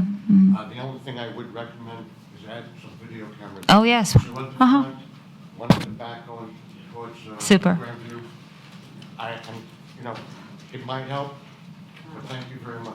Thank you. Thank you, sir. I appreciate that. Thank you so much. Thank you. Our next speaker is Jody Martinez, and on deck is Thomas Russell. Hello, I'm Jody Martinez. Thank you for your time. Just give you a little bit about me. Me and my wife have been Ubering out in this area. Due to my cancer, it took me out of my 17-year career and her career as my caregiver out of law enforcement. And through that time, we have seen a few different things. I have 4 different items on there I put on. The first one was to just bring to your attention, I don't know if you guys realized that a couple weeks ago and into this last weekend, there was major events put on top of each other that clashed pretty badly. Bike Week, Spring Breakers, cheerleading competition and the motocross all in one weekend. It made the crowds did not mix at all. It put people in very uncomfortable situations, including a lot of people that were under the age of 21 that were being touched when they shouldn't have been. I have heard horror stories over the weekend with the people I was picking up and girls crying in my vehicle over it. I promised them I would come to the city council and found out what happened and why these events were all merged on top of each other. The second thing is the closing of the bars at 2 a.m., which I respect deeply, by the way, I do. But I did realize a lot of stuff that didn't quite meld with it that I want to bring to your attention to kind of look at. I know that the purpose is to alleviate crime and everything. Instead, though, the opposite was happening. I don't know if you guys got the report back on it. They literally had a bus out there arresting people and putting them in it at one point.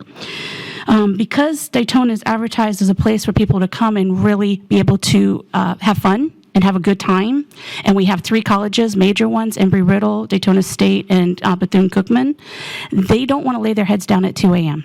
But right at 2 a.m., they were pushed out of the buildings into the street, which required a mass exodus instead of tapering off. So that means Uber with closed streets trying to scramble with no place designated to pick people up.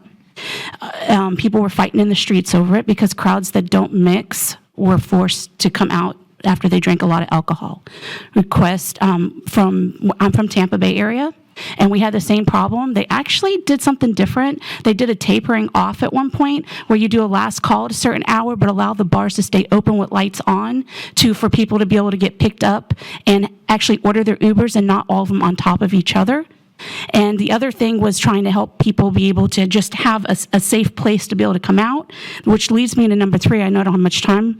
I just want to let you know there's no place safely for Uber to pick people up. And I know you want us to pick these people up drinking and take them to a safe area in 2022. We're lucky to be able to have that, which has caused a lot of people to not get into DUIs. And with that said, I know that if we just had like the main streets, like on Seabreeze, instead of having cars parked there, leave it available for rideshare, we can get people safely. When I pull up, people are running to me in the street because they are trying to get in my car, and I'm a 3rd row XL. It's not good. And the 4th item I already talked to the chief about and addressed that. I didn't know if you guys have any questions for me at all. Thank you, ma'am. Thank you. Thank you. Our next speaker is Thomas Russell, and on deck is John Nicholson. Hello. Thomas Russell, 140 Pierce and 603 North Beach. Now, those of you that may not know that there is a section of North Beach north of Fairview. The mayor mentioned it at one of the other meetings. I'd like to address the fact that this is constantly flooding. I've been told it's because high tides, and I'm not an expert on water, but I know that water flows to the lowest point. The city and the state and whoever okays the higher bulkheads from the southern part where the bridges were built all the way up has caused the flooding of the water coming through, those of you who don't know, Root Canal, okay? Root Canal is now the lowest point when you look at all the bulkheads. The water flows from the river into Root Canal, and unfortunately, I happen to have a piece of property that sits at the low end of Root Canal. And the water actually comes in the canal, flows between my building and the building next to me, and floods Beach Street. And every time I talk to them, you can go out and you can see the water bubbling up in the drains because they can't handle it. But it's the water coming in from Root Canal that is causing the greatest flooding. That particular section is part of the Ballou Road reconstruction, or whatever you want to call it, okay? Yet no money has ever been spent to do anything with Root Canal. It needs to have a bulkhead put around it at a higher level to eliminate that water from coming in. Or else the inlet coming in from the river has got to be, put a flapper valve on it or something. Something could be done. I'm not the smartest person in the world, but I sure know something can be done about keeping the water from backflowing into the canal and flooding the street. I've owned the building for 20 years. The first 10 years, I suffered one flood with 6 or 7 inches during a major problem. In the last 10 years, the building's flooded probably 10 times. And everybody says it's because of the high tides and the higher level of the water. The water level hasn't gone up maybe 2 or 3 inches, but the flooding has gone up considerably, and it's a problem that has to be addressed. We're building more property up and down that area. Where's that water going to go? I'm on the low end of the sewer line, right there. So I thank you all for your consideration. Hopefully you can have something done or looked into. Every time the stormwater comes out, they tell me the same thing. It's high tide. And it's not high tide. It's the water flowing in. Thank you. All right, thank you. Our next speaker is John Nicholson, and on deck is Frederick Brown. John Nicholson, 413 North Grandview Avenue. Last night we had the historic board meet. There were 17 people speaking in favor of the recreation center. The vote was 5-1. There was a rather unusual, bizarre dialogue by the chair, but basically it came across that everybody was in favor of saving the rec. I think there end up 9 possibilities for funding. So it would be free. Rec Hall would be saved. It's historic. It's cultural. There's a super grant, $2.5 million that we can get from the county. There's FIND, Florida Inland Navigation. There's all kinds of funding, so it's not going to cost us anything. The question is, do we want to save it? Now, Warren happened to go in that day before and took pictures, and he had them. And I wish Ruth would have brought it. It shows the wreck. Now, I've been told that all the tiles came down because the roof leaked and it looked terrible. The floor buckled. It could never be saved. The windows came in, the windows were damaged and the rain came in and destroyed. No, the pictures show none of that. So I wish Ruth would take the time to get the pictures to all of you and see the damage. Now, Ruth said there was a hole in the roof, put a blue tarp on it. I looked, I haven't found it yet. But it showed a picture of the damage to the floor because of that roof. It's about 6 inches long, one board. It would cost probably $5 in labor to get it done. It is not expensive. So take a look at those pictures and see if it's what you've been told. If it's not, if it doesn't jive with what you've been told, take a second look at it. Secondly, the police, yeah, we need them, and now's a good time. But if we can get together a group so that we invite the police, we find a place for them to stay. So we have a board or whatever that helps with a realtor, finds them a place. We talk to our banks to help them get loans. So it makes it easy for them to come down. So, all right, you want to come down here? We have a place for you to stay. We have a bank that'll give you a loan. All of these things, we have a job for you. Make it easy on them to come down. Cell phone towers came up at the county council yesterday. We know the development is going in all over town. There are dead spots all over town. Stacy found one location. We should look out for where all the development is going, because you know where the cell phone towers are needed. Let's find them and put it in before the development goes in, so that when they speak, their cell phones will work. John, there is one getting ready to go out for an RFP, and then we just got one right there off 95. 95, yeah. So, but this will take care of it. Our next speaker is Frederick Brown, and on deck is Marjorie Johnson. Frederick Brown, 1508 Crescent Ridge, Daytona Beach.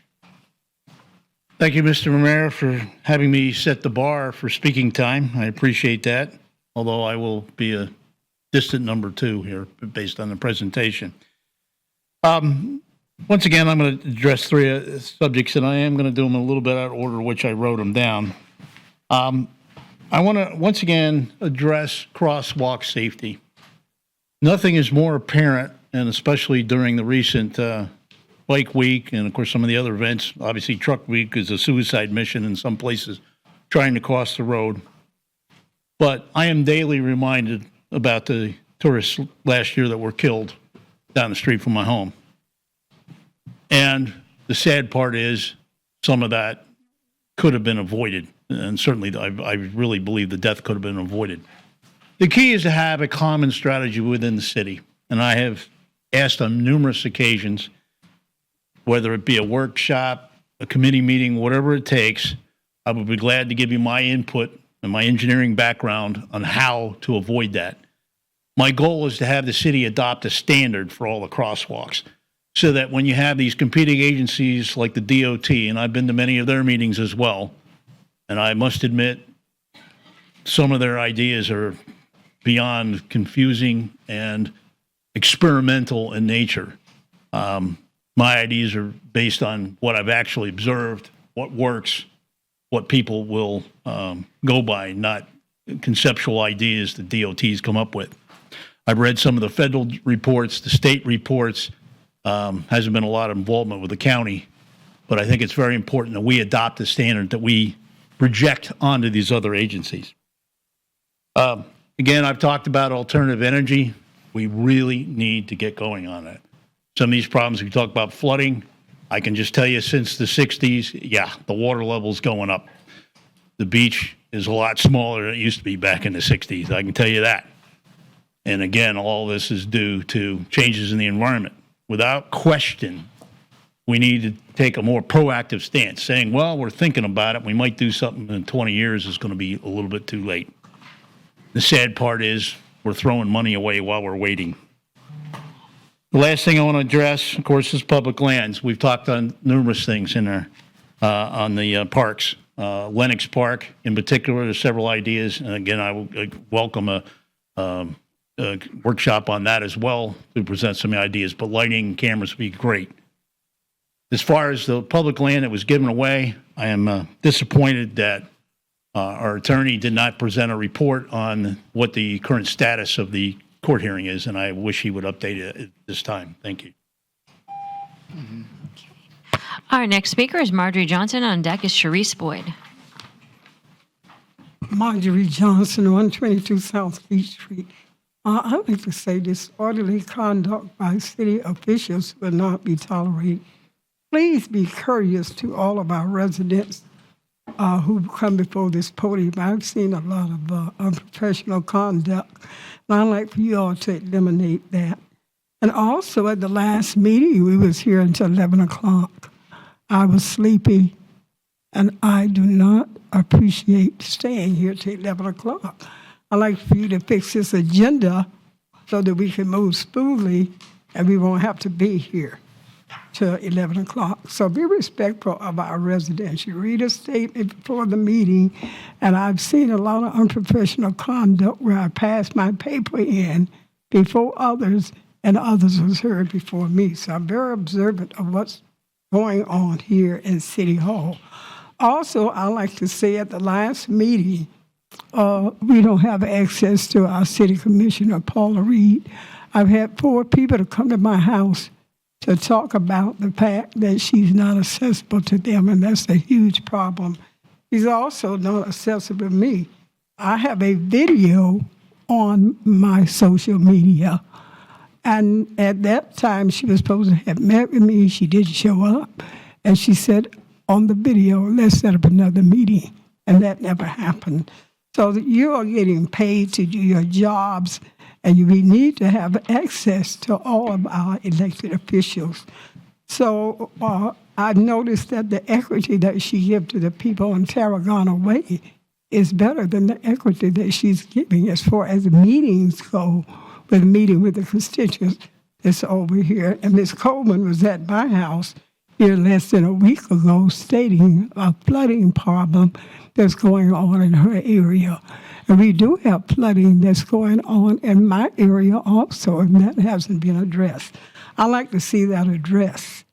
Also, I'm here tonight to support Sharice Boyd and her guy for the county at large seat.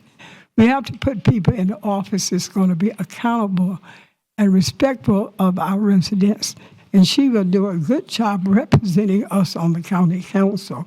I got Jason Davis elected, and he gave the city of Daytona Beach the street of Orange Avenue and $1 million+ to finally get it paved. And he beat out a candidate that had been in office, and he got the job. So we need to be aware of who we are putting in these seats that's going to represent our constituents. Sharice Boyd, Polk County Council at Large. Thank you. Mayor, can I speak for a minute? I did call Ernie Odino, which is Congressman Wallace's district director, and I've heard 3 people say something about water issues, and that's still not off the table. He told me to be patient for the Army Corps, so he's still working on it. Our next speaker is Sharice Boyd, and on deck is Jake Johannesson.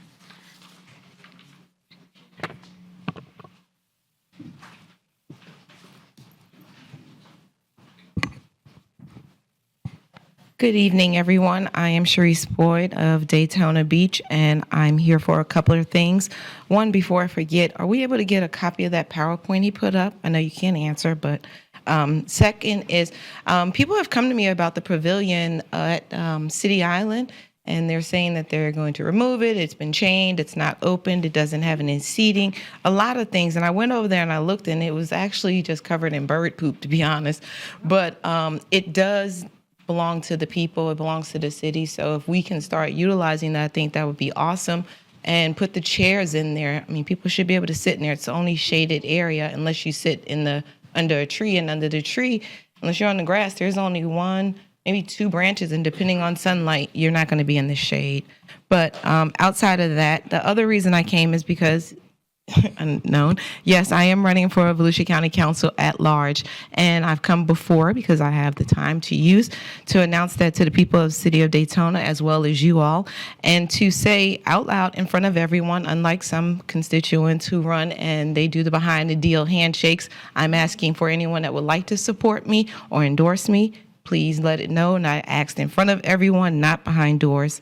I know I'm a great candidate. I've worked for government. I've done nothing but operate the budget for government, from the U.S. Court of Appeals to Volusia County, of course, here for 4 years, and Prince William County government. I do have a background in EDM, emergency disaster management, project management. I have multiple degrees. I even have an honorary doctorate in ministry. And I have worked in this community for years. Many of you all know me. I do a lot of stuff in this community, working with people. And of course, the cool part about me, and most people seem to think they like this part, is I will not accept, and I have not accepted money from any developers or builders. I won't, only because I prefer to take the money from people.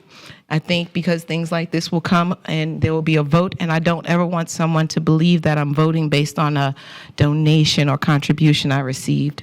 So that's my personal reason. Next to that, another reason is I do love Volusia County. I worked for the county personally, and I think to be in the at-large position, you need to have government experience. Volusia County, definitely.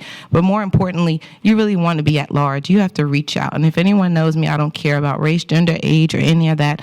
I will go from one end to the other. I'll walk it. I've been doing it all these years for free, and now I just prefer to do it from a position where I can help more people and actually put my name on paper to policy changes, charter, legislature, whatever it is.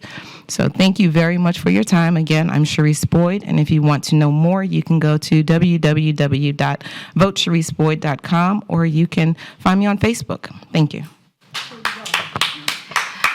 Our next speaker is Jake Johannesson, and on deck is Ann Ruby. Good evening, everybody. My name is Jake Johansson. I'm also running for Volusia County Council at Large. I'm from Port Orange, Florida. I'm a 35-year Navy veteran, and I spent the last 5.5 years before leaving as the city manager in Port Orange. Apologize for not being able to serve with you, Derek. It would have been a pleasure. One of the things that I realized, and I think you all realize, is that there's often a disconnect between county and city governments. I saw a lot as a city manager that the city's operated in silos and the county operated in silos, and a lot of times we encroached on each other by accident due to lack of communication. One of the things that I'd like to bring to County Council that I think would benefit the city of Port Orange and the rest of the cities is I want to be as transparent as possible to you all.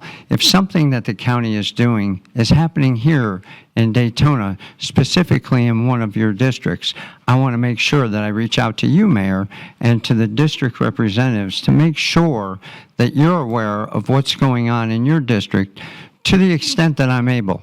Everybody knows that in development there are things that can't be said at certain times, but to the point where I'm able, I would like to share that information so you all are well informed and you can tell your constituents and your citizens what they may need to know so it doesn't creep up and bite them, or they have to read it on a yellow sign that's 25 feet back from some new development that they don't really catch the information from. So I want that information to come from me to you before it's too late. I'm a big fan of properly funding public safety. I'm fiscally conservative. We need governments that are effective and efficient. Big fan of the environment. We talked a lot about water quality and water flooding here. I'm a senior advisor on the American Flood Coalition. Very important to me that we monitor, track, and try to get ahead of this flooding for whatever the cause is. Very interested in better jobs. I want to up the wages, up the value of the people that live here in the county so they can afford the homes we have in addition to the homes we're building. And as I mentioned, a little bit of ethical, transparent leadership. I'm looking to provide that to all the cities and work together to be a better county and better cities. Thank you very much for your time. Okay, our next speaker is Ann Ruby, and on deck is Rena Lee. Hi, Ann Ruby, 137 Park Avenue. At last night's Historic Preservation Board meeting, a point was made by a single dissenting member that restoring the rec center would draw too many resources away from the restoration and preservation efforts in the historic Black neighborhoods. I don't think it needs to be or should be an either-or. If our historic preservation resources are spread that thin, then we need to hire more people. Historic tourism and military tourism are big revenue generators. Daytona Beach is loaded with history, and we're expanding our offers for veterans. Question is, how can we most effectively exploit our history for tourism revenue, even as we do the right thing by preserving it? We've spent $20,000 trying to pinpoint the cost to repair the rec center, but we have spent nothing on how to best utilize our historic assets. We have a Black History Trail that needs to be brought into this century with digital interaction. We have sites we need to add to that trail. Mayor Henry has proposed building a museum for the Black history of Daytona Beach. We're repurposing the Corbin Building. Last night, someone proposed developing a WAC walking trail to highlight all the places where the WACs lived and trained throughout the city. As we contemplate just these few ideas, perhaps it's time to hire some expertise in utilizing our historic assets to their fullest. I'd like to recommend Place Economics. I've sent you all the link to their site. Please review their offerings and consider hiring them. I'm generally not a fan of consultants and studies, but I think in this case we need the help. I have no doubt our staff could do the work, but I think we need help with the development of an overall integrated plan. When it comes to historic and military tourism, we're sitting on a gold mine. Before we tear down any more buildings, let's hire an experienced prospector to tell us how and where to dig. Thank you. Our next speaker is Rena Lee, and on deck is Malcolm Williams.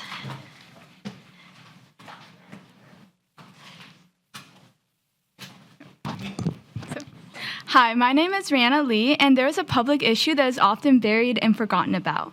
In the past few years, tampon and pad dispensers have been removed from public restrooms around the U.S. Research done shows that 86% of women unexpectedly start their periods in public settings without the supplies they need. After interviewing multiple homeless and abused women, the #1 issue mentioned is the lack of hygiene supplies. Currently, the Health Department of Volusia County provides free condoms and sterilized needles. They do not provide any form of feminine hygiene products. Access to these products is a human necessity. Sex is a choice and menstruation is not. Countless public places in the Daytona area lock their restrooms to prevent homeless women from going in and cleaning themselves. I know this because I interviewed a homeless woman who, because of the lack of hygiene products, had to wring out her underwear in public sinks to keep herself clean and to feel human.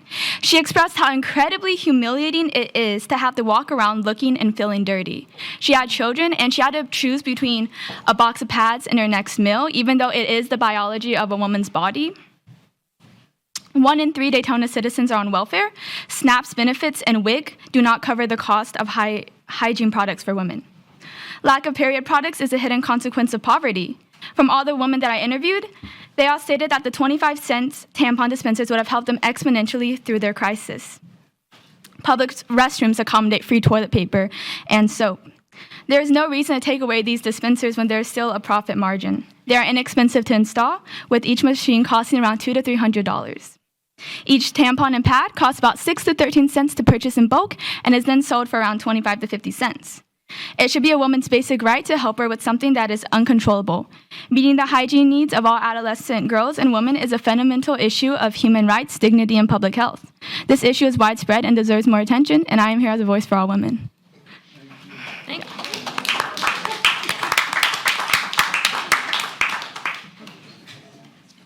Okay. And our final speaker tonight is Malcolm Williams.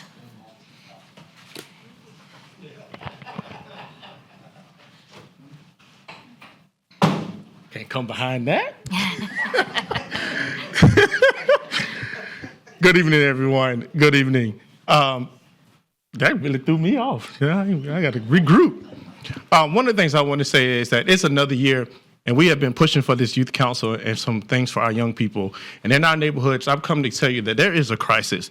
Our young people need something to do, especially in my neighborhood. We have been seeing an uptick in youth crimes. My neighborhood, my house being one of them. Young people came in my yard and stole my bike out of my backyard, but I found them on the corner, and I bet she won't do it again. But I had a call with the police department just to see if that was an uptrend. And to my surprise, that there is and there was and there is. And so we need to start investing in some programs to our neighborhood once again. It's another year, and I've been pushing this. This is another year where the National League of Cities are meeting in D.C., and we don't have a youth council represented there. Not every city has one, I understand. But we are one city that I truly believe should have one and could be doing some great things in D.C., along with our Volusia County League of Cities, which our commissioner is president. So we need to see if we can invest and how can we speed that up. I also want to say, shoot, it was something else I had to say. But I want to take a time out in my professional role to appreciate all the women, one on this dais, and all the women in our great city. As we celebrate Women History Month, from our deputy chief to our commissioners that outnumber the men, to our city clerk and our deputy, city manager, Ms. Ann Ruby here, we're surrounded by some great women, and we truly honor and appreciate you guys for all of the hard work that you do. And I would like to say, on behalf of the Zone 5 Neighborhood Watch, a very special happy birthday to our city commissioner, who will be celebrating her birthday tomorrow. I'm a little extra. I forgot the flowers and stuff. We just had to get to another time. I got to get back to work, okay? But I would also say this, and I mean no disrespect when I say this. I just want you to hear a citizen's heart. A lot of us are churchy. If we was in church, pastor, preacher, whoever will call for an offering. Some of us usually go to the bathroom, go out and walk away, and then somebody will always come back and say, giving is still a part of the worship service. Even though it doesn't happen a lot, I'll just ask you guys to be mindful, especially during the comments from our citizens. When we take bathroom breaks and things of that nature, it's almost disrespectful to us as the citizens. This is still a part, as Commissioner Reed said, y'all are the policymakers, and sometimes we want to see the faces of our policymaker. Other than that, happy month, happy Easter, and expect an email from me tomorrow. See y'all later.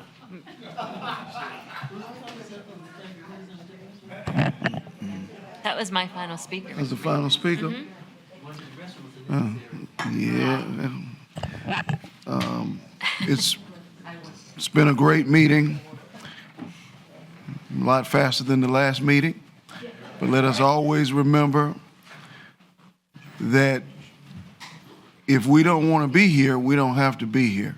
Before you slam. Coming is a option. As mayor, I love having you here. But we didn't stay until 11:30 tonight. We're getting out at 8:20. So that's my last comment. I'm going to turn it over to our city clerk, who has an announcement. I'm sorry. And I'll be quick. I'm going to introduce our new assistant city clerk, who is Kathy Satora, who just started with us this week, and we threw her to the wolves to have her come to a commission meeting. So, Kathy, we're glad to have you with us. Great. And Here, thank you. All right. Looking forward to All right. Thank you. Welcome. And good night, Daytona Beach. Yeah.